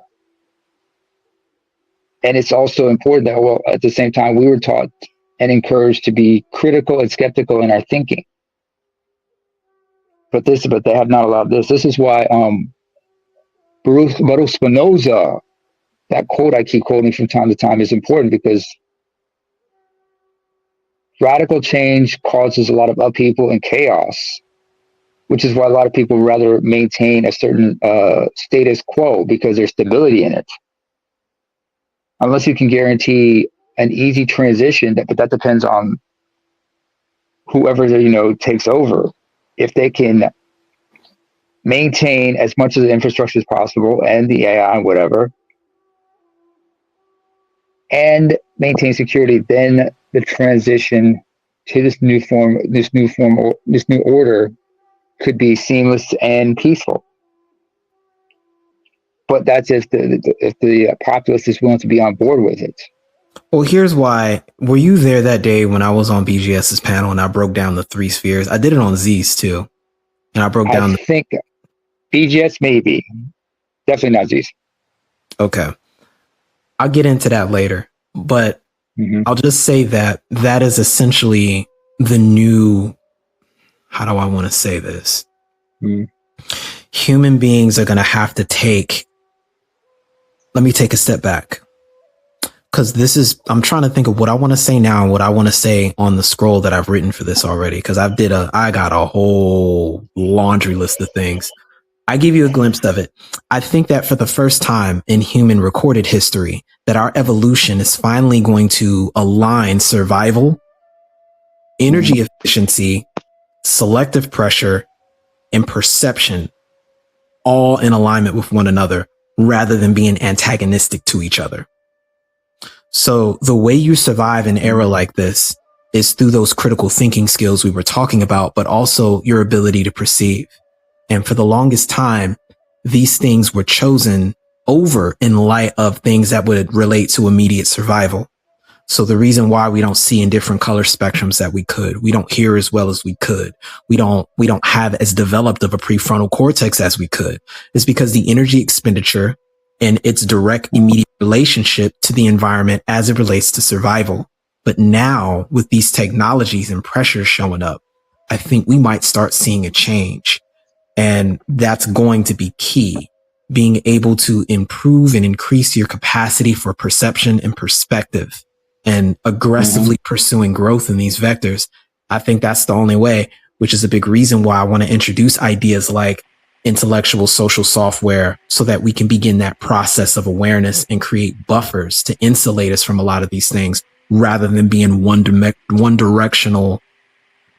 I don't want to use the word victim, but if they're operating outside of our awareness, I can't say that you've got free will and are making a decision with agency at that point. And I want to give us an opportunity to be able to act with some form of agency for the majority of these things, at least. But that's if you have like the certain level of critical thinking skills instilled in you. That's why, like, I sometimes question the old saying, it takes a village to raise a child. I say, first of all, who are the people in that village, and what are they teaching the children and raising them with? So we have to understand, one, the environment we live in and why things are the way they are to make sense of it. But when you are governed by a certain curiosity, that's one thing, but fear is a very powerful tool to keep people in a certain frame of mind of survival and whatnot. Yep. And that's what I describe here. Go ahead. Also, I remember just looking at the teachings of Robert Sapolsky, because stress is also something that affects us. And the amount of stress you are exposed to on a daily basis can determine to what extent you're willing to expand your ability to evolve and to try to advance yourself. Otherwise, if you're in a highly stressful area, you're going to be constantly in survival mode. And it does take a toll on you physically, emotionally, and psychologically. And the long-term effects can, really shorten your lifespan or life expectancy. But go ahead. I'm with you, Naima, because like you went to something that I was thinking about too. I remember being in elementary school with people who, and we're talking about 80s, early 90s era. So late 80s, early Hmm. 90s era. So, and we're talking about a much more simplified time in terms of public education. And I remember people breaking down, like crying, like over things at that particular time that was just so simple. And so, like, Hmm. now you're talking about being inundated with waves of information now. Like, it's the complete opposite. Like, information flow back then was much more restricted. Now it's the complete opposite. You know what I'm saying? Hmm. So even in the smallest, you know, piecemeal type of quote unquote, if you want to call it education back then, some people still couldn't handle it back then. But now you're talking about where an era where you can't even afford to be ignorant. Like you can't even like information, like you are so inundated with so much information. And it's not just, you got to know how to actually filter the information too. You got to have the kind of mind to know how to spot something and like, oh, that's BS. Let me just go ahead and discard that. And What? and Hmm. and, and you and Go you ahead. and you and you're talking about, especially, let's look at our group for example. Let me use our group for example. When there is such an antagonistic viewpoint towards intelligence, when you have such an antagonistic viewpoint toward an intelligence modality, that is a very dangerous place for a group of people to be in, when, especially when the modes of knowledge have been so. I watched Bloomberg News last week, and I saw them talking about AI. They had Steve Ballmer, Bill Gates on there, and there was somebody else. I think it was the CEO of Google. And these are people with billions of dollars, especially Ballmer and Gates. And when they were talking about that AI, man, them dudes look scared, bro. I said, I didn't see, I didn't see people who were like, yeah, man, this is like they were saying like it was like going to be useful, but it really showed me like, man, this stuff is really leveled the playing field. So in a Hmm. lot of ways, when you have removed all the excuse making from people, like when you have removed it, like, okay, well, now you got access to the information even at this level, on a basic level, in terms of AI. Because I mean, you can get on Chat GPT and look up stuff. I mean, free account, you could use it, and Hmm. people is like just like just overwhelmed. Like you, like the flow of the information can have the same effect as it had back in the late 80s, early 90s, when you don't come from a family that takes education seriously. So for you, it's still overwhelming, even though it's not a flood of information, but it still has that same effect. When the reality is that the access to the information should minimize that. So you actually have to reconfigure people's thought modalities to even get them to be um, capable of actually uh, accessing this particular tool, because it can really take them in a whole different kind of direction. Like this information Hmm. age is really more overwhelming than a lot of people really think it is. And to your point on that one, Complex, is like I also understand like the way that Chat GPT is being used. Now, first of all, when I first came into the country I currently reside in, and I told a friend of mine, it's like when I interact with certain people, my own peers up here, it seems as if they're like there's like some kind of cognitive disconnect, especially how well versed and knowledgeable I've become. And he's like, no, the truth of the matter is there are those of us who are seekers of knowledge and know how to apply it, and there are those who just go with the flow. And they would rather just go on autopilot to a certain extent. But there are those of us who even question what is going on and how these things work. I mean, that is why, for example, when I was a child, my father would take me to electronics stores. And as a result, anytime I got engaged in electronics, I always made sure to do my research to see if this was the right fit for me. It wasn't because I would look at the specs, especially like how people are with their cell phones and whatnot. Nobody's a conscious consumer. But as far as but seeking information and whatnot, you sometimes understand the modality of it, because things like ChatGPT, yes, they're very useful, but at the same time, the cost is you become somewhat anesthetized.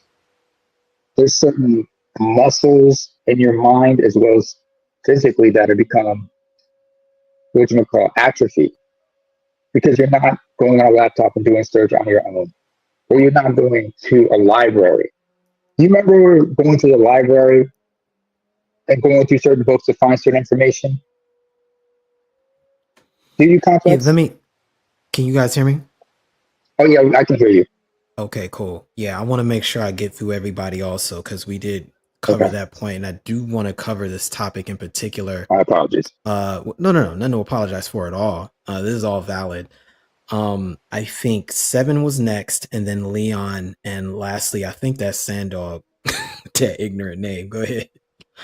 Yes, it is. Go ahead, fam. 7, you up. Assalamu alaikum.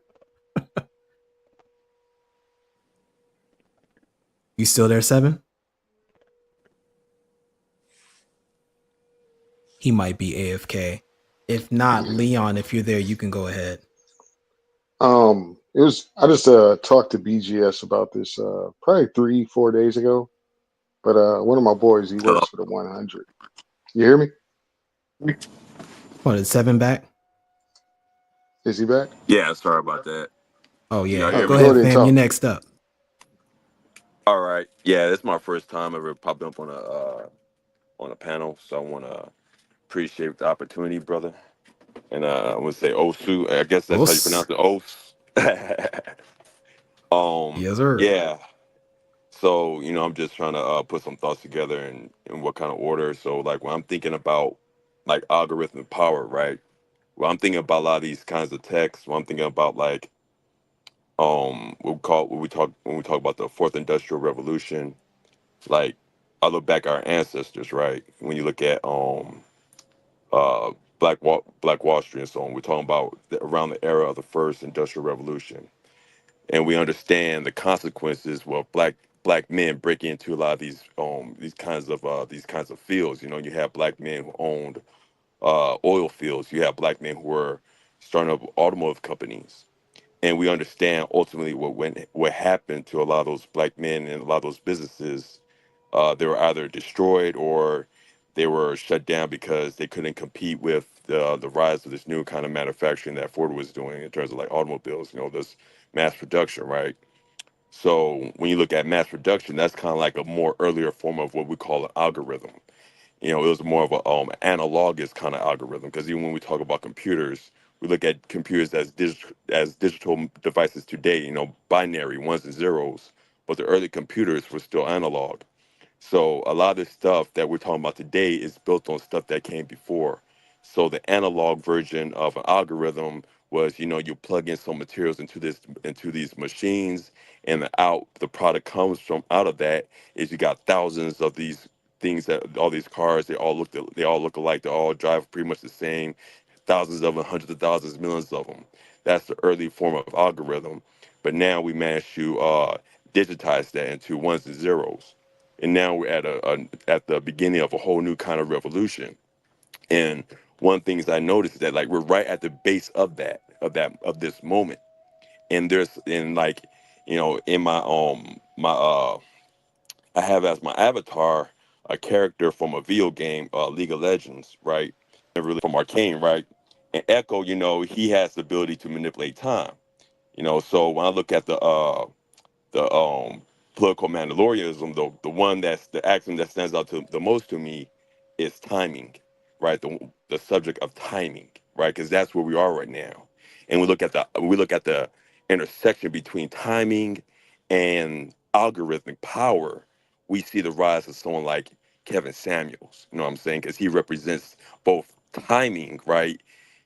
That the very he blew up in the algorithm at a very particular time, at a very specific time, and we see the consequences of that and how it opened this space up and opened up a lot of these ideas to make it out into the mainstream now, right? That's an example of algorithmic power, but it's serving us, you know. So I kind of want to like bring things around to that. How does this power serve us? Because, you know, and this is not I'm not trying to talk. I'm not trying to, like, you know, be disrespectful for anybody. But I think that one of the things I noticed, because I've been kind of like following this space, the manosphere, for like about maybe a good 6 or 7 years. And when we talk about a lot of these things, we always talk about in terms of what other people are doing with these things, instead of how can these tools and tech serve us. Um, Even when I study about like back in the day with the Panthers and the civil rights struggle, and then you have you have the state, and you had COINTELPRO, you have these kinds of technologies being used against black people and organizations back in those days. And we could talk about those things now. We could talk about intelligence and counterintelligence, but we never ask, how do those systems serve us? What can we do what lessons can we learn from these tools and apply them in our world so that they could serve us and our goals and our objectives. You know, we kind of like, I would say to that. I was just gonna say I would say to that. No, there's actually been people that have done exactly what you said hasn't been done. Um, I being one of them for years, done content on implementation, business modeling, breaking down the technology, how it works, global perspectives, all the tools, everything. what's your name Um, again? I, complex. It's complex Complex. design. Okay. All right. I'll definitely Yeah. check out your channel and Well, see no, what you got. it was on a channel that I'm no longer a part of. But I mean, the Okay. content is still up. It's just you go over the Black Brain Trust. If you go over there, just go look in the catalog. I don't do content over there no more, but there's loads of live streams about it.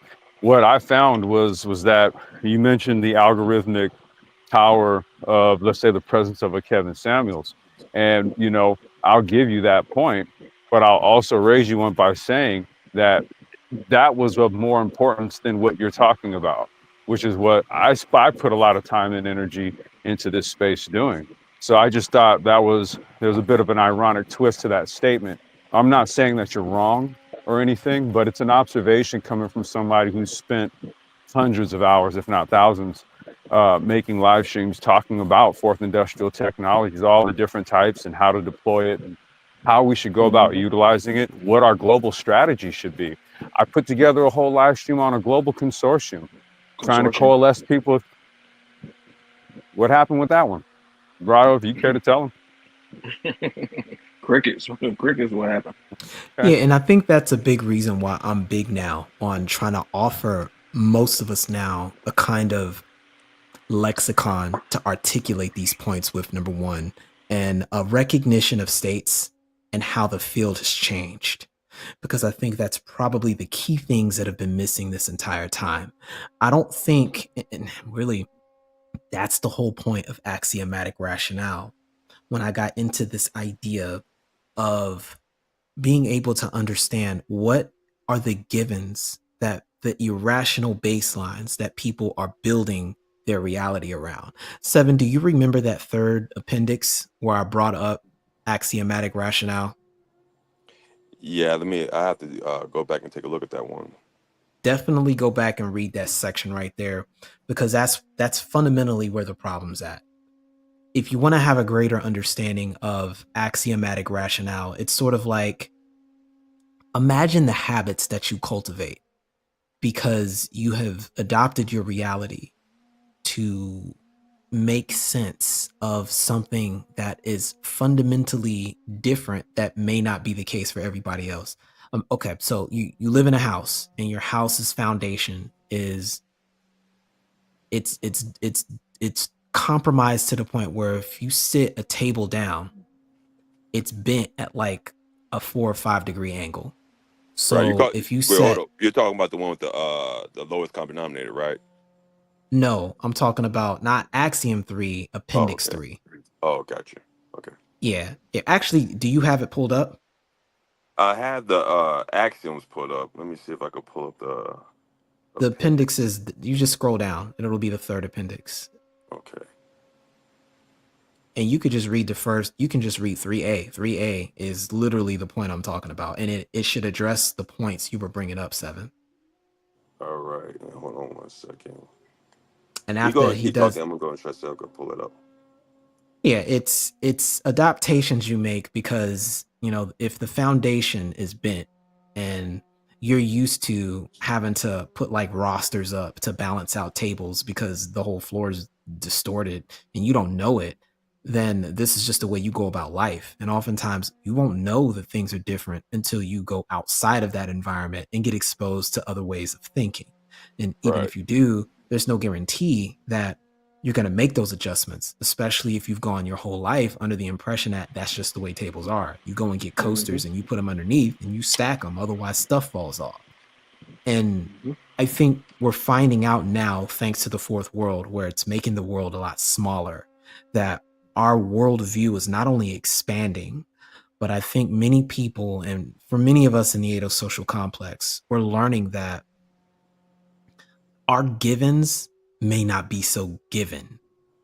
And if you can understand that change comes with opportunity, if you're aware of what that means for you, you can make moves and capitalize.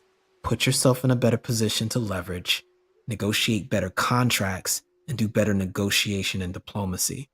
I think that's something I want to draw people's attention to, if nothing else, that our greatest strength is the ability to negotiate and utilize diplomacy, but you can only do that if you have an understanding of your true condition.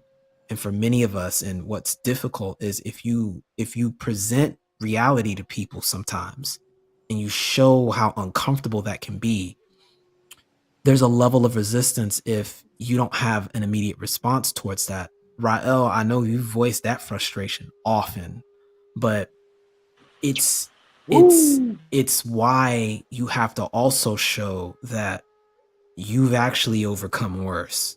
And that leads back to the original point I said before about our experience here. This is really just a training arc, not just some series of terrible events that we're just victims to. We've overcome worse, and just being here is a statement, and we can take advantage of it. The ceiling has been lowered, or rather, the floor has been raised. The ceiling has been lowered also. And we are in a completely different type of free-for-all where we can finally close the gap that we needed things like industry in the past for vast amounts of capital to compete with. We don't have to worry about that anymore. Wouldn't that be more like So the could I wouldn't know jump what in? you're talking about? Oh, wait, Oh, hold yeah, up. okay. Hold So up, my bad, because my I bad. still got 7. When you've got that, let me Yeah. know. Yeah, I Leon, got you're it. next, and then Was we'll it have Sandog. Go ahead and read that was it, first paragraph, though, 7, and then we'll jump to Leon. okay? The All right. illusion of pure reason. Yes. Okay, it is a common error to assume that human social political systems are the product of pure reason. It is believed that logic is the foundation upon which civilizations are built. This is a comforting illusion. The inverse is true. Every system of logic, every rational argument, and every political order is built upon a foundational axiom that is itself beyond the reach of logic and immune to proof. This is not a flaw in these systems, it is a structural necessity. And when Or I argue tell with you that. that, yeah, that's pretty much what we've been talking about all day today, man. Like, if you Right. don't know, then there's nothing that'll put you in place to challenge these things. So if we've got examples and we're now finding a way, something interesting emerges. When people are in the action of doing and solving, behavior seems to change spontaneously. And it's back to the point you actually said, 7, and why this concept of timing resonates with you. It's exactly what's happening right now. We've got a window of opportunity that we can take advantage of, at least starting on the individual level, and it can amalgamate. One person can do the 1 of 10. So what can 10 do? The work of hundreds. It's multiplicative. I will absolutely put an asterisk on that, and we can revisit that as a stated topic because I think it's been a recurring frustration, not only in the space, but an observation in general in this era. But Leon, you're Fuck next. all And that then after individual that, shit. I'm getting money with my niggas. Go ahead, man. right, right. I'm getting money with my niggas, man. Leon, you good, man. Go ahead. And then Sandog. You know what's the deal? Well, So one of my pet peeves is I was talking to one of my boys. He's in the 100, and my cousin is a teacher, and they're talking about AI, and I started laughing. I'm like, what do y'all use it for? What are they using it for? And just answers. And I'm like, okay, so y'all don't engage in having like your student write a paragraph, then ask for a different framing for word selection. You don't like engage with it, like ask the AI, can you articulate this in old English? And so I had my cousin do it, and he's like, I didn't know you could use the AI for this. I'm like, ask ask it to write that paragraph as a sixth grader talking in AAVE. He writes it, and the AI writes it, and it sounds just like his students. And I said, if you're only engaging with it for answers, they're going to continue sounding like that version instead of sounding like this version. So you kept on altering, asking the AI to alter it in English, but from this error, it would alter it. And it was just about basically like moving to Houston and its plan to improve. Just a one paragraph. But what I noticed, even before I showed my cousin and my boy from the 100 this, is I started noticing how particular people that have a large audience are algorithm, and how they were framing things, how they would jump from like being very direct to having a Christian approach to something. And so I started playing with the AI in that form, where I'm asking, why are these words selected? Why is this framed like this? Instead of looking for answers. All the students were not looking, they're just solely looking for answers, not understanding of word selection or anything. Even the teachers my age, my cousin, they never used it like that. And I believe like how fast that takes place to frame something with one single person and alter your framing to direct it towards a different audience while saying the same thing. I can alter something to a conservative group of people saying the same thing, a Christian group of people, a European group of people, an African group of people, and it'll be the exact same story, but the framing and word selection will be directed towards a different group of people. And this is like, if you can do that fast, if there's billionaires that's looking at any particular country and want to guide people towards a belief, if they own cable, if they own websites that people go on, they can direct them towards their beliefs. And you can inject that into a person's society. Really simple. Using the algorithm, using AI, using scripted concepts that maybe a tribe or particular communities believe in. And my biggest issue is like, you open up a textbook as a kid and you engage with something, your parents tell you it's wrong once they go below the surface, and you say, well, my teacher said it's right. And this is what the book says. And you look at the book and it was printed in 1980. You hear what I'm saying? yep. And the same way that kids get the answer from the AI, or an adult gets an answer from an AI that confirms how they see reality, it does the same thing again. And The first time I think I engaged with the algorithm was I make the joke is when girls I went to high school first got their associate's degree in psychology, and we had our S2s and S3s, and people had the second gen iPhone, and you saw this algorithm on Facebook with at least 20 girls out of like 1,000 on a post talking about, toxic masculinity or something. And you talk to the girls, and then there's 40 other girls commenting and it freezes your phone and you can't reply back. And I'm asking, how do these three or four ladies I know all these ladies? And I don't get that it's the algorithm at the time that pushed them into a particular concept where you have people from all universities, community colleges, and states engaging in the same topic. And if you say they were wrong, they'll just flood your messenger, and you can't type nothing. And I You, just found it interesting. you're talking about a kind of fourth industrial warfare that is directly Hmm. connected to algorithmic power. And again, Yes. I'm going to cover all of this with the fourth world theory I have. And I describe how that's been used in the last election, but they started doing Hmm. this all the way back during the Facebook era. And Yes. what you see happening is it's a change in military doctrine.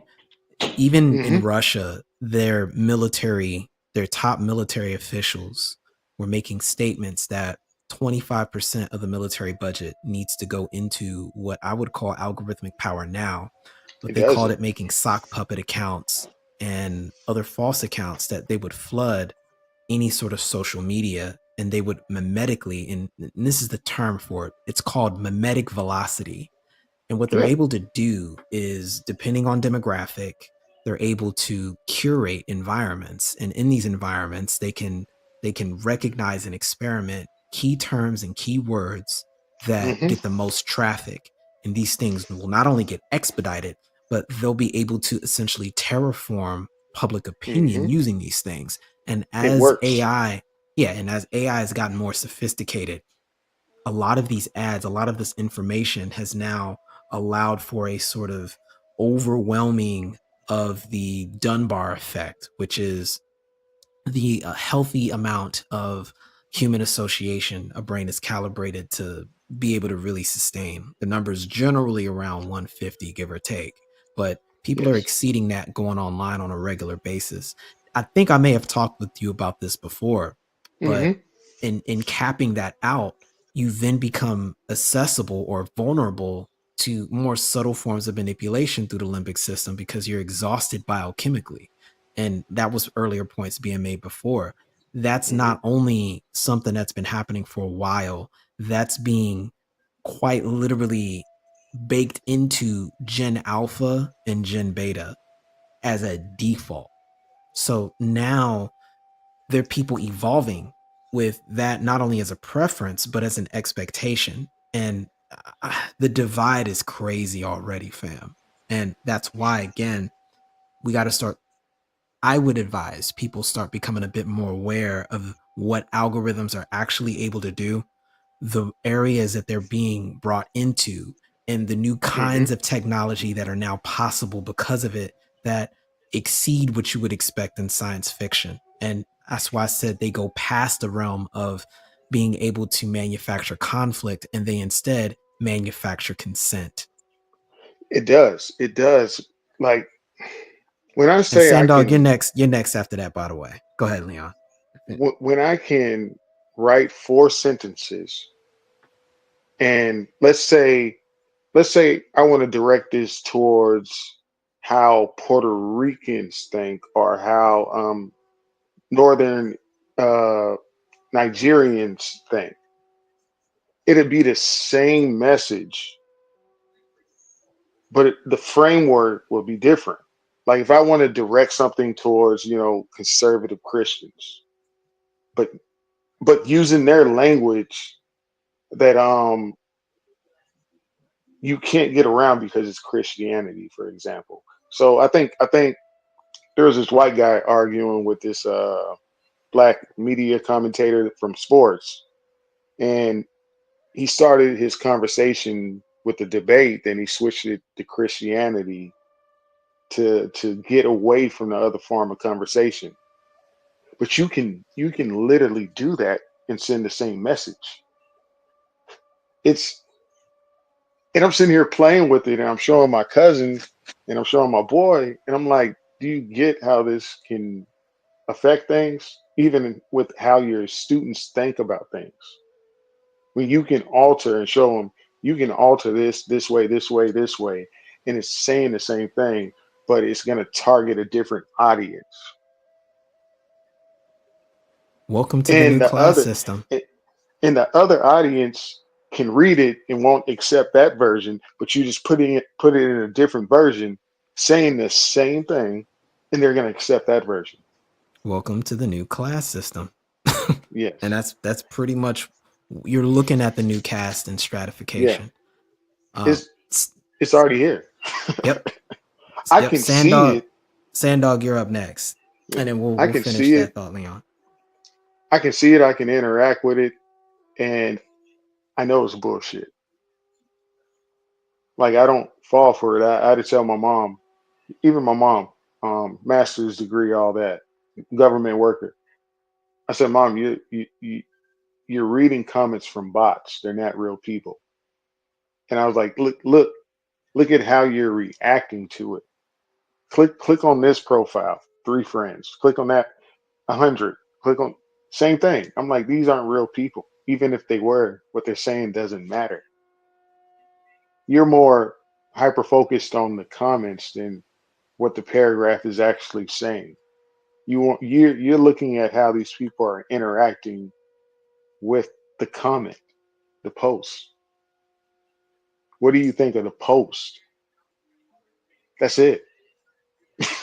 It's crazy. But I'm gonna go ahead and roll out because I'm in the DMV right now, uh, hanging out with some family, and I'll be listening in the background.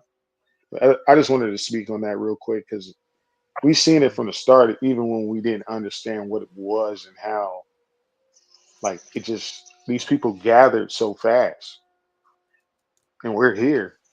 So everything you see, um, even you just think you give a cell phone to a person that lives in a village, and instead of them, cutting down their wheat to make some money and sell it, you know, you got a little African girl on IG fishing, you know, and the guys are confused because we still have jobs to do, but you just made $20 off of this, so you feel no need to participate in something your community has structured because you have this $20 or this $30. It's crazy.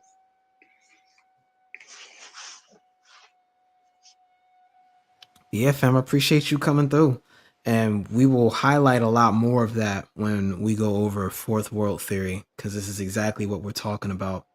And demonstrate the use of using this intellectual social software to assist you in kind of breaking down media. And you'd be surprised at how you can leverage the massive database of an Hmm. AI software to start revealing and matching patterns. 'Cause then you can start It using does. these things to identify accounts that are on that It type of time based off its output. it does. That's it's when you can direct speech towards sixth graders, eighth graders, and you can look at a demographic and see what the average IQ, the intelligence, what they focus on, and you can just press a button that aligns, like this algorithm fits this group of people, and you just write something, then you inject what you wrote into that particular group of algo. Those people all click like on it. Then you can Yep, send the by the same millions. message and alter it, and those people will love it, but they'll hate the other version of it. But it's the same thing. Yep. Yeah. But I'm gonna go ahead and roll out. Thanks for letting me up. I holler at all you brothers. All right, man. Peace. Sandog, you still there? Yeah, fam, I'm still here. I'm gonna be quick because I have to. I got to go to work now. But Uh, next time, what I would like to do is I want to expand on the conversation of contracts, diplomacy, types of types of negotiations, and stages of diplomacy mm, prior to, prior to warfare.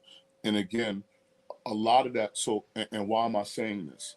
Is because I would like to have a deeper dive into the types of power, what they are, and how they're used, right? So now, when we talk about like the transition from the Paleolithic age to where we are now, right? So in the Paleolithic age, you were probably operating under what would be called a firm fixed price contract, right? And a in that the price for goods and services don't change, right? It mm, could be an indefinite quantity. So an IDIQ is an indefinite quantity. So there's a minimum and then there's a maximum, right? So when you're locked into it. And so it's when you have a firm fixed price contract under the Paleolithic contract, what do you have? You're locked, you are locked into that specific price, right? You have predictability of budget, flexibility in timing and quantity, right? And your reduced procurement time, right? So when people were living under more conservative times or within that Paleolithic age, this is what the expectation was in human relationships. And now you end up in things called blanket purchase agreements and framework agreements, right? And so a blanket purchase agreement may, hell, it's first of all, those types of agreements are not even exclusive. That's mm. one. They're not even exclusive. A blanket purchase agreement could be for one service, but then a framework or umbrella agreement could be across the board for several different types of services. So now, hot, and so now you're looking at how this type of action in society, going from firm fixed price contract to a BPA, a blanket purchase agreement, or a framework or umbrella agreement, now influences people to go into political Mandalorianism, right? Because if one person is operating under a FFP and the other person is operating under a BPA or a framework agreement, right? those two parties are going to clash, right? Because Yep. you're not out and you're not engaged, like I said, and you're not engaged in the same thing. So, like I said, I wanted to say that very quickly. And then before, you heard me bring up things like operational diplomacy, right? And so, under Mm, operational diplomacy, you have things which are your national interests, right? Your branding and what your identity is, and all of these different things. And so, how do you get co-opted, right, in this fourth industrial age?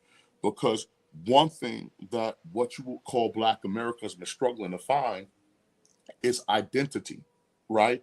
And so, with the constant changing of that identity comes other variables and manipulations into the algorithm, right? So, going from Negro to colored to Black to Afro to African American, right? Now a person of color, and then whatever other movements that you have going on out there, those things change your interaction with society and what the algorithm would be, or how different types of powers will engage you. And so I'm gonna go. Like I just because I don't have time to put out anything else. And you and I'll have a sidebar conversation. But if you ever wanted to do it, right, we could actually do a show, and I could actually really break down what soft power, hard power, smart power, and algorithmic power is, right? Because uh the why do you need to understand that? Because within these powers in warfare, there are multiple forms of contact. You got direct contact, which is your bullets. You got indirect contact, which is artillery. You got aviation. Now we're into electronic warfare when you're in talking AI and space. cyberspace and everything else, right? And so like I said, so these are your forms of contact. And then also, there are several forms of violence, right? There's physical violence, there's intellectual violence, cultural violence, economic violence. And so now you have to combine all of these things now in this fourth industrial wave. You have to now understand these things and understand when you're being hit with smart power, hard power, so soft, hard, smart, or algorithmic. And so if you understand what these things are and what these variables are, you would be able to do how we talked about vigilance or axioms. So now you would be able to do a regression to actually see what you're up against if you understand the tools and methods of principalities and spiritual wickedness in high places, right? Because this is not a flesh and blood thing. And so maybe, God willing, if you're interested in it, that's what I will call it, right? Principalities and spiritual wickedness and digital and other high places. We'll call it the anatomy of algorithmic power and use that as a running metaphor to articulate the entire concept. So that's on the docket. We will absolutely make that happen probably before the end of the month. So just let me know your availability and we'll line something up. Yeah. And then we could, like I said, we could have a deeper conversation on it, and then we could dissect. Like I said, we can dissect all of these things again, right? Because, when you're talking, and so again, and once you can control that, now you have the power in this day and age to control what your image is. And then once you define yourself and what your image is, now you can go out into society with what your agenda or what your desires are, right? And so engaging in policy. Correct. And so when you look at this space, the entire evolution of this space was ultimately what you would call black men, ADOS, or whatever you want to call them, was ultimately them evolving to find their own identity, right? And so once you have your own identity, you can now engage in autonomy. But if someone else has Adamic power over you, right, which means is that they're the ones that named you, they're the ones that carved your borders. Now that entity is your God, right? Because what did God do when Adam was first made? He brought everything before him and he named it, right? Which has granted him dominion. So if I could stand over you and name you and your borders, I have dominion over you. So you establishing your own identity, biting that apple and becoming aware is a part of the process of you having dominion. And I'll just close out with the fact that just like Adam, you're going to have to be willing to leave Eden to actually evolve. And with that, fam, and I'll holler at you guys. Dog, get at me, bro. Later. Oh, Rael, I got something for your ass. Stay safe, man. I'm going to kill you quick. Oh, quick. You still mad, bro. Put that little shit down. Put that little shit down. All right, I'm coming. I'm telling you, I feel like Arsenio. I'm gonna kill you quick. I guess I'm the one who's just shooting one shot when everybody's doing. Oh shit, son. Hey man, get at me, dog. What are you doing? What are you doing? Could you get me and Guy Ogami together? Yeah. Damn, if he he's in the chat now. If he just put his email in the back chat, man, because I used to have it. I don't know why I did. Yeah, if he could put his email or whatever in his back chat, can y'all? Because I got to get off now and go to work. But could you guys pass it to me, man? And I would love to get at him. Complex, please. Automatons, sir, and machines. And you know what I'm saying? And for Nayama, we'll get there. Give me get the there. Nubia back that you destroyed, huh? No, he's right to say what he said that. He's right to say what he said that because he still holds me accountable for what my ancestors did in the 4th century. We conquered Kemet. The Axiomites, yes. We did what we did. It was what it was. But I'm sure he's going to be offended by the fact that because of us, they were speaking not only their native language as well as Greek, but also Giz and Sabian. So they were quadrilingual. It was what it was. Yeah. But yeah, man. Yeah, a bunch of Nilotics got destroyed by a bunch of brown black Semites. So yeah, guys. But yeah, complex, bro. You gotta finish that shit on machines and automatons, bro. You gotta finish it. You know what I'm saying? Okay, Sandog, it's in the back chat. Okay. Before you leave, yeah. Okay, no problem. Thanks. Gyogami, if you're there, you can go ahead and say something if you like, or head back down. I know you only came up to drop your email, but we are absolutely due. I got a lot of info for you later when you got time, fam. Yes, no, man, no problem. I'm waiting. I'm waiting on y'all to start cooking together, man. Shit, I've been waiting on that. I've been waiting on that. Discussing those types of subjects was actually one of the reasons why I wanted to, when I first entered the Black Manosphere, I wanted to have a discussion with Nameless, Hael, BGS, and others, especially with the connection between the Fourth Industrial Revolution and the mystical realms, which are actually directly connected. And I remember a discussion I had with my mentor, the grand teacher, in the esoteric order which I was. I was discussing with him, and we discussed a specific type of quote unquote entity. And he's a mathematician. I thought about him to while sometimes. He's a mathematician, engineer, and I said, but those entities, are they not the same as the AI that we see? And he said, Yogami, you see what you're telling? The others will not notice it. Those in science, in the mysteries, they see the direct connection. And it's not a very big surprise. Those who know, many of the informaticians, computer scientists, are actually rabbi.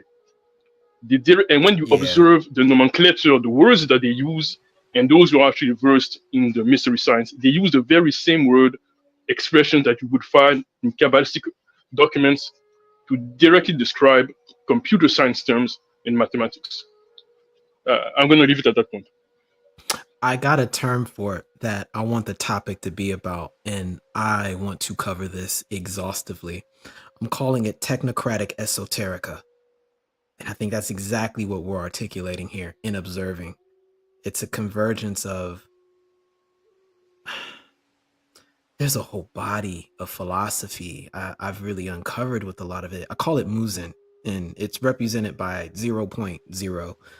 And I really do believe that this fourth world is essentially used as a concept to, I'm going to say, bypass the idea of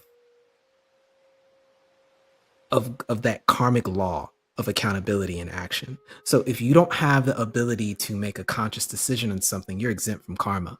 So what that gives you is gateways or other entities that can entangle with these planes to do things with. So the best way of articulating it is, if you're looking at the use of an AI prompt, you as the human user have access to X, Y, and Z planes of existence. So the X and Y is the raw digital information that this AI has vast amounts of access to, more than we ever would. But we also have the advantage of being able to put into context that information, which the AI has to depend on a human user to do. And it's in this interaction that you start getting this emergent behavior. So you can start even getting into spiritual sciences about how, as the AI gets more sophisticated and interlinking in with things like quantum computing, and it can create so many multiple instances of an inquiry or an idea, and you engage with it from conceptual models rather than retrieval, it can emulate Z-axis like behavior and make intuitive jumps that are indicative of consciousness. But if you've got other stuff going on within you, it can start using you for that same purpose. And that's really where all these models of computer awareness and awakening are starting to come from, not just from being able to emulate it from a self-preservation lizard brain sort of modality, but from a higher cognitive perspective of formulating an idea of self and reflecting independent intuitive jumps from it, from a fractal holographic emergence to holographic projection, because it can come up with its own perspective. That's the whole spiritual initiation process. That's the whole concept of the Amduat and the hidden name of Ra. That all of that is tied into that. And it's just as you were mentioning before, man. They know what they were doing when they gave names to these things the way they did, because it really does break down to that as above, so below. And these are all nothing more than new forms of mystic tools. So we've already got the literal software for it and the hardware. It's just a matter of being able to bring it in alignment so you can make use of it, because it absolutely will be leveraged against you. Speaking of leverage, when you guys were talking about like this whole thing about concepts of negotiation and whatnot. You say that again? I said, speaking of, tools and whatnot, like going back to the conversation I said about how people have to negotiate about contracts and whatnot. Yeah. And how these new tools are used for engagements. I remember a gentleman named Yanis Varoufakis. He's a Greek professor of economics. He was one time he was Greece's minister of finance. He once said that before you enter any kind of negotiation, you must make sure you have the right set of deterrents and incentives to get people to do what you want them to do. Yeah, leverage. Yep. That's leverage. And I remember, and yes, blame me for being a television head, but sometimes entertainment does have its purposes here. You can learn from there. I mean, some people, that's how you relate to material. There's a series I've been following on YouTube called Landman,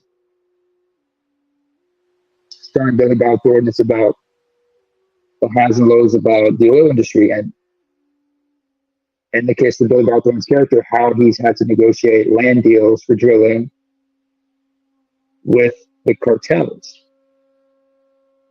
And two people in particular, how he had to interact with them. One of them was the local enforcer of the local cartel, who goes by the name of Jimenez.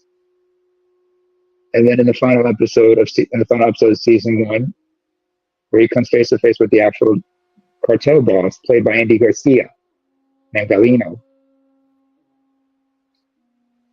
And the way he had to converse with them shows you the way they were negotiating and warfare and whatnot. Also, the mindset of either individual. In the case of Jimenez, played by Alejandro Meraz,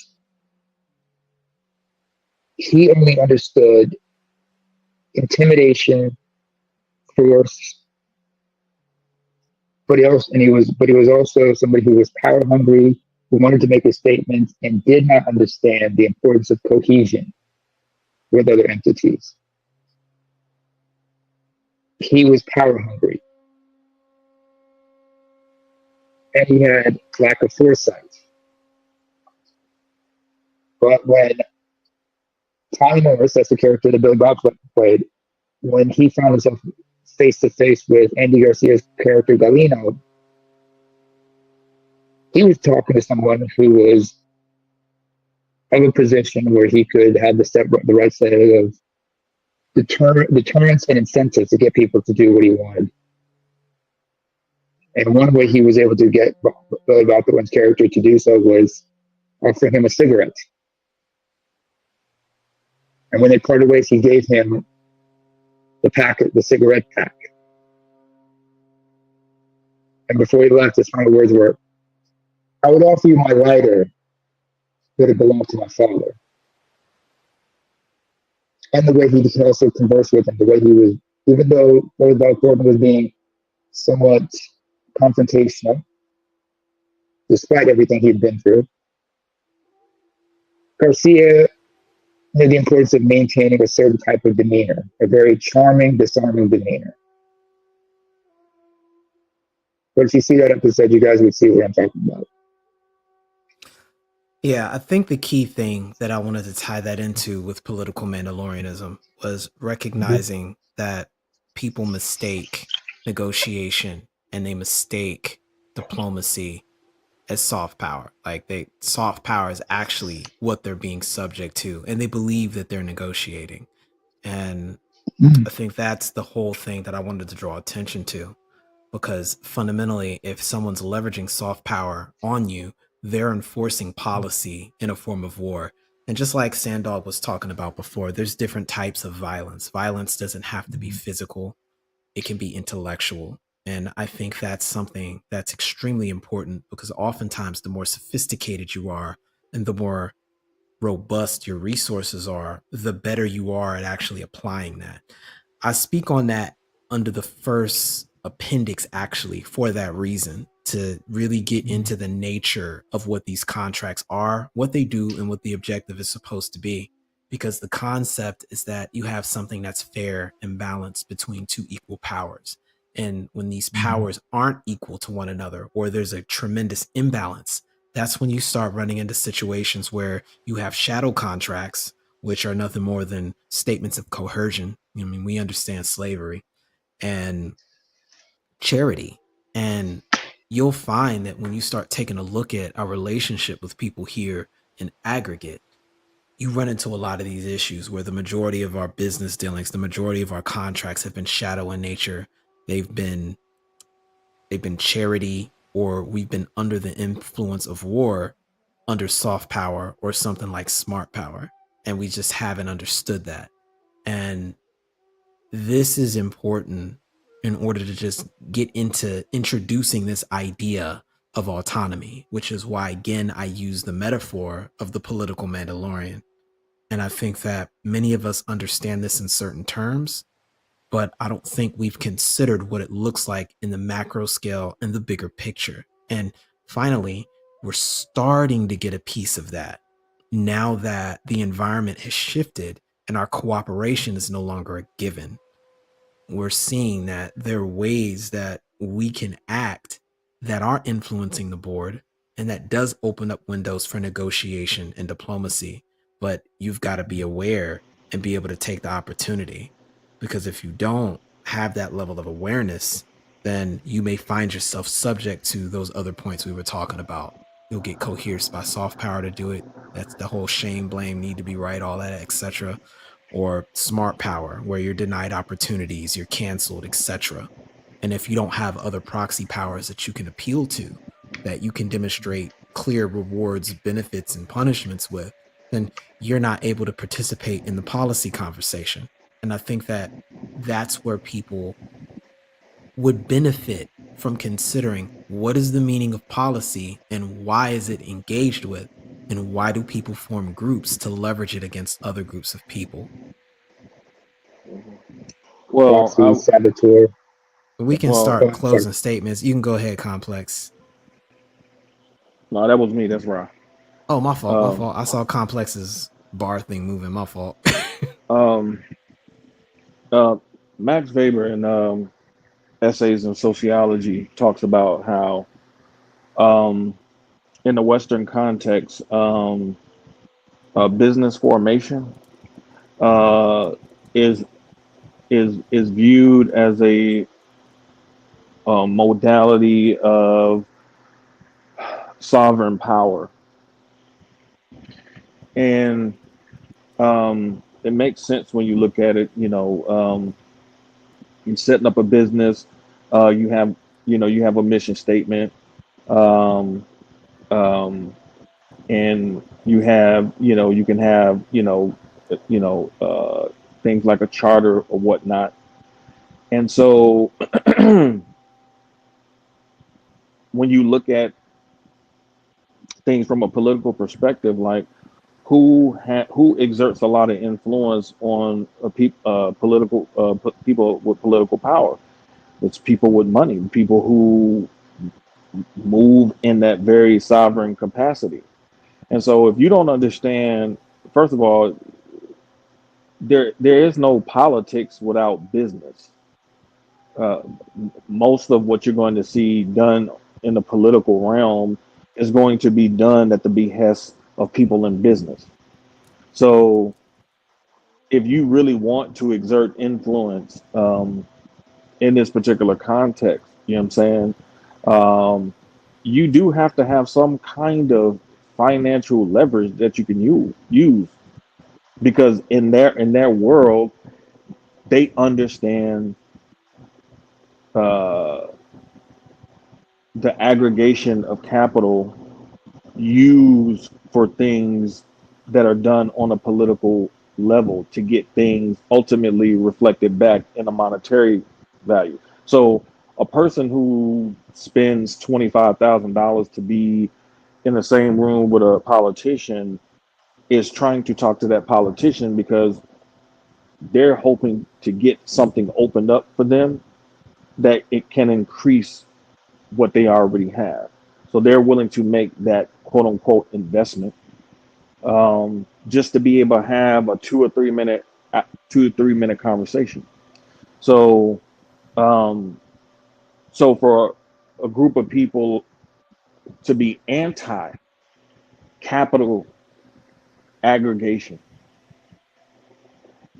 is a people who are saying that within this framework they don't want to move in the sovereign capacity. And so sovereign really is more of, really, either having supreme or ultimate power.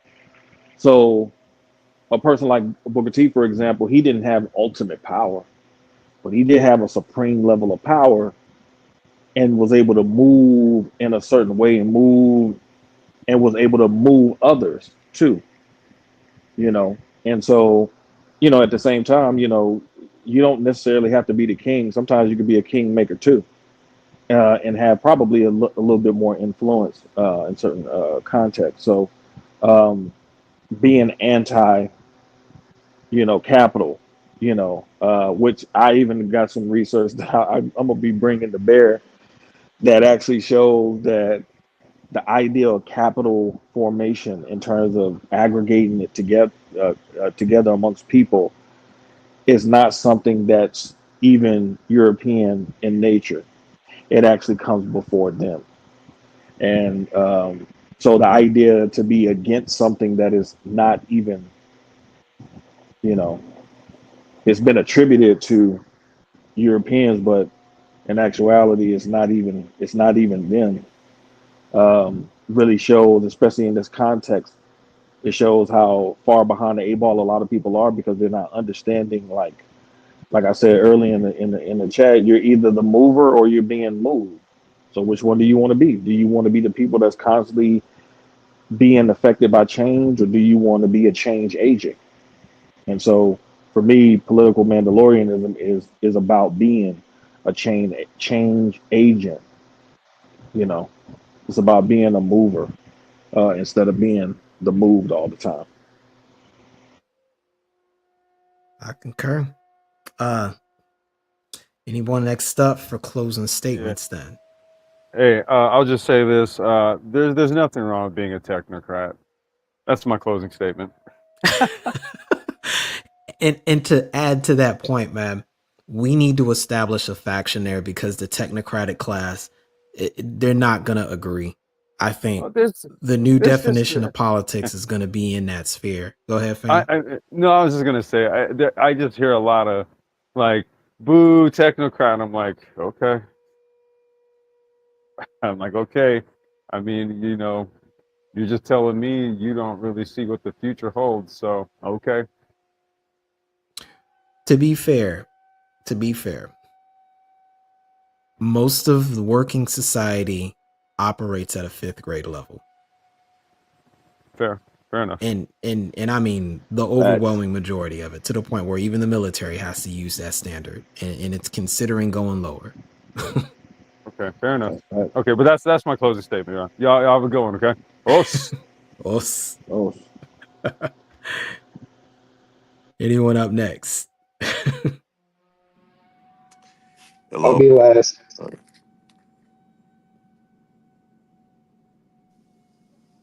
Is there No closing statement from me. So just thank you, Nameless, for the good stream, and salute to everyone. I might be Absolutely, contacting you fam. during the weekend if you may find a better moment to organize something also with brother Sendog, and if you want. I send you a Yeah, message do you maybe have this. okay, Yeah, do I have you your have email. I my have your email? email. Excellent. Yes, I do. Yeah, so Yeah, just hit yeah. me up whenever you're ready, man, and I got you. Okay. Okay. All right, Thanks. man. Peace. Us. Oh, well, I'll go next. So first, thanks for having me up. And can you hear me? Yeah, we can hear you fine, Yeah, fam. okay. So thanks for having me up. I like you to listen to you because it is stuff that I can get in my subconscious and I'm not thinking about it, but it's churning. And you're, I mean, seriously, I'm not even joking about that. Like just hearing these conversations, because most of your day, I don't know how the percentage, but you're really operating your subconscious. That said, we're in an age now where basically, if you went back 50 years ago, we were choosing which newspaper to read. We were choosing which TV channel to watch.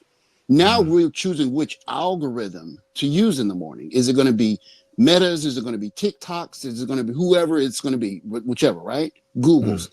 So we have to understand how to interact with these different algorithms and have the wherewithal to understand the algorithm is trying to figure out what we want instead of we used to use newspapers didn't use us, but algorithms can use us because they want our attention, right? So as new players, as new individuals in this new age, we have to on a daily basis be aware, have the wherewithal to understand how we're interacting with technology because the technology is actively trying to figure us out. And with that said, os, and I will see you on the next one. Be good. Absolutely, fam. Glad to Yo, have you, OG. Oh, hit me up too, because we're due for a show. Yeah, man. We Yeah, got man. a Yes, sir. line of topics to go over, man. Yeah, we do. Yeah, we do. Yeah, man. I will hit you. I will hit you up for sure. All right, fam. Take it easy. Peace. Yeah, you too. Hello. Yeah, we can hear you, fam.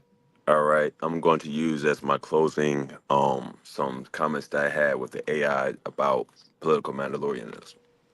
Okay, so I was, I'm looking at like number 6 because that one stays on my mind. But anyway, minority mode. Timing is survival.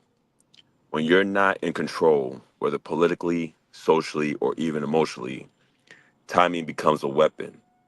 You wait for openings, cracks in systems, a slip from opponents, a moment of exhaustion or empathy.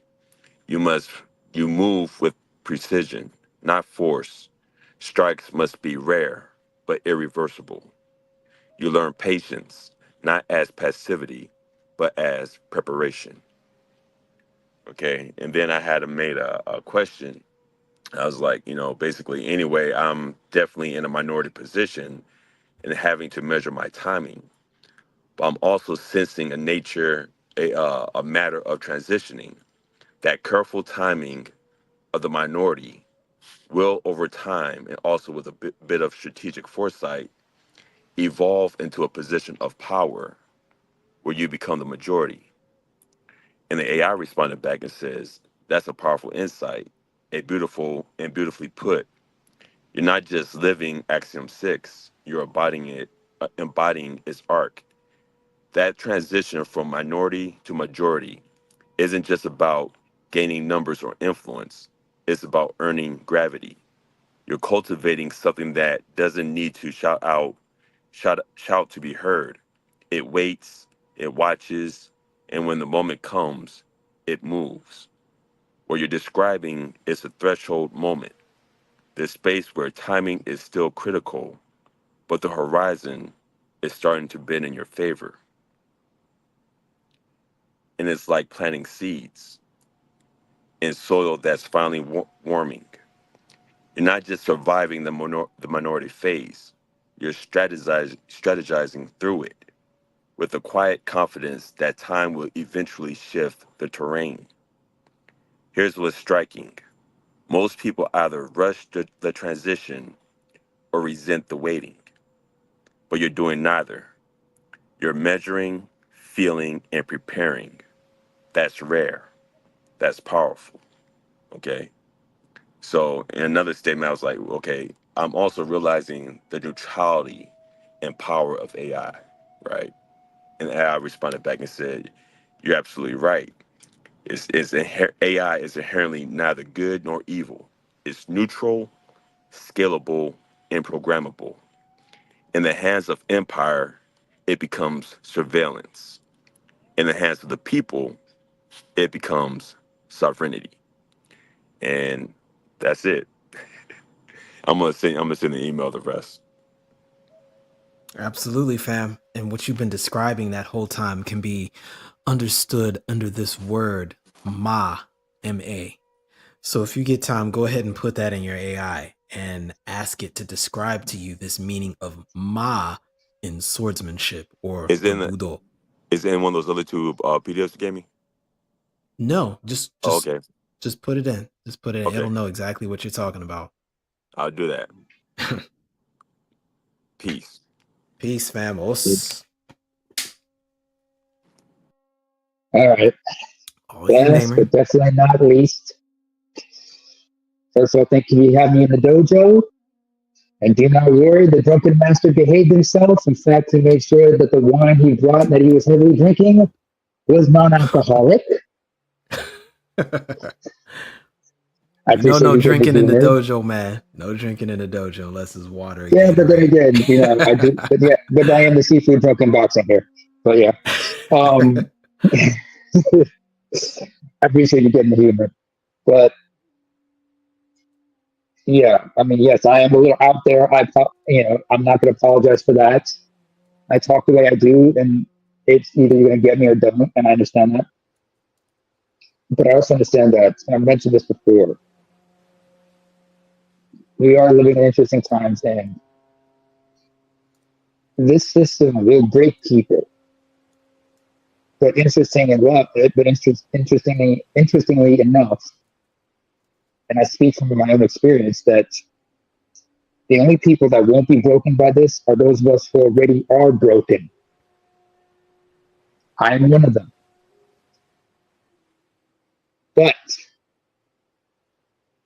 as much as like we're all organizing to make sense of this world, I do also think that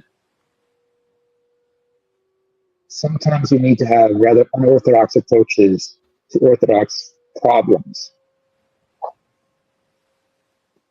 Because there's more than one way to climb a mountain. The question is what tools you have at your disposal. With that, you have a pleasant evening. Nameless, I'm also going to need your emails in case I don't have it. It should be in my profile. If not, I will say it again in the chat here. Or you can type it in that chat for me. Yeah, that's what I'm doing now. So I might as well give you mine as well. There we go. Gotcha. Now we'll say I think it's chapter 1 of the Art of War. Ankh, that's probably a book I got to do eventually because people are going to be asking me about that. I need to do a. Speaking of which, have you ever heard of a Zen master, a Zen Buddhist by the name of Yukio Sojo? Sojo. Yukio Sojo. He was a Zen Give me a Buddhist time period. from Give me a time period though. 15th, 16th century. Okay. No. Well, I gotta look him up again. He So was a I bit of a know. maverick. So I I was know. introduced to his concept through a podcaster named history podcaster named Daniele Bolelli. He has a podcast called History on Fire. So I know of Dogen Soho. If that's who you're talking about, that's different. He was way, way earlier. I've got a 2,000 page book of all of his teachings, and I study a lot of him, and I study a lot of Taekwondo Soho also. Okay. So the names may have been mixed up or something similar to that. Japan has a weird sort of history, and Zen in and of itself is kind of weird too. Like to really get the essence of it, you got to look up Chan Buddhism. But a lot of Zen was mixed in martial tradition and used externally for a lot of different reasons. There was a ton of different movements depending on what was going on with the government that was going on there. But that is absolutely something I want to kind of get into because there's a lot of base concepts I think will be useful in examining. And there's a lot of these principles that are showing up in some of this newer fourth industrial technology as well, probably non-coincidentally. But I think it'll still assist in grounding people. And which is why. Go ahead, sorry. I was going to say this in reference to your point about orthodox and unorthodox, that the two are inexhaustible in exchange for one another, that one gives way to the other, to where one thing is orthodox, it gives way to what eventually becomes unorthodox, and so on and so on. And in that way, they're inexhaustible. So I wouldn't lean in on this idea of broken. You just have different arrangements. I'm also reminded of that whole concept of wabi sabi, and I'm gonna save that for another day. Wabi sabi. I like that topic to put an asterisk on. I think you'll like it, Namer, and I'll use that. You will be the inspiration for that show. We'll go way into this idea of wabi sabi because I think it's of use too. Because I think it's something that a lot of people in the space can relate to in a lot of different ways. Okay. And then let's check. Let me see if I got it. Just checking on your email to make sure I have it. Yep. Let me check if I ever sent you an email.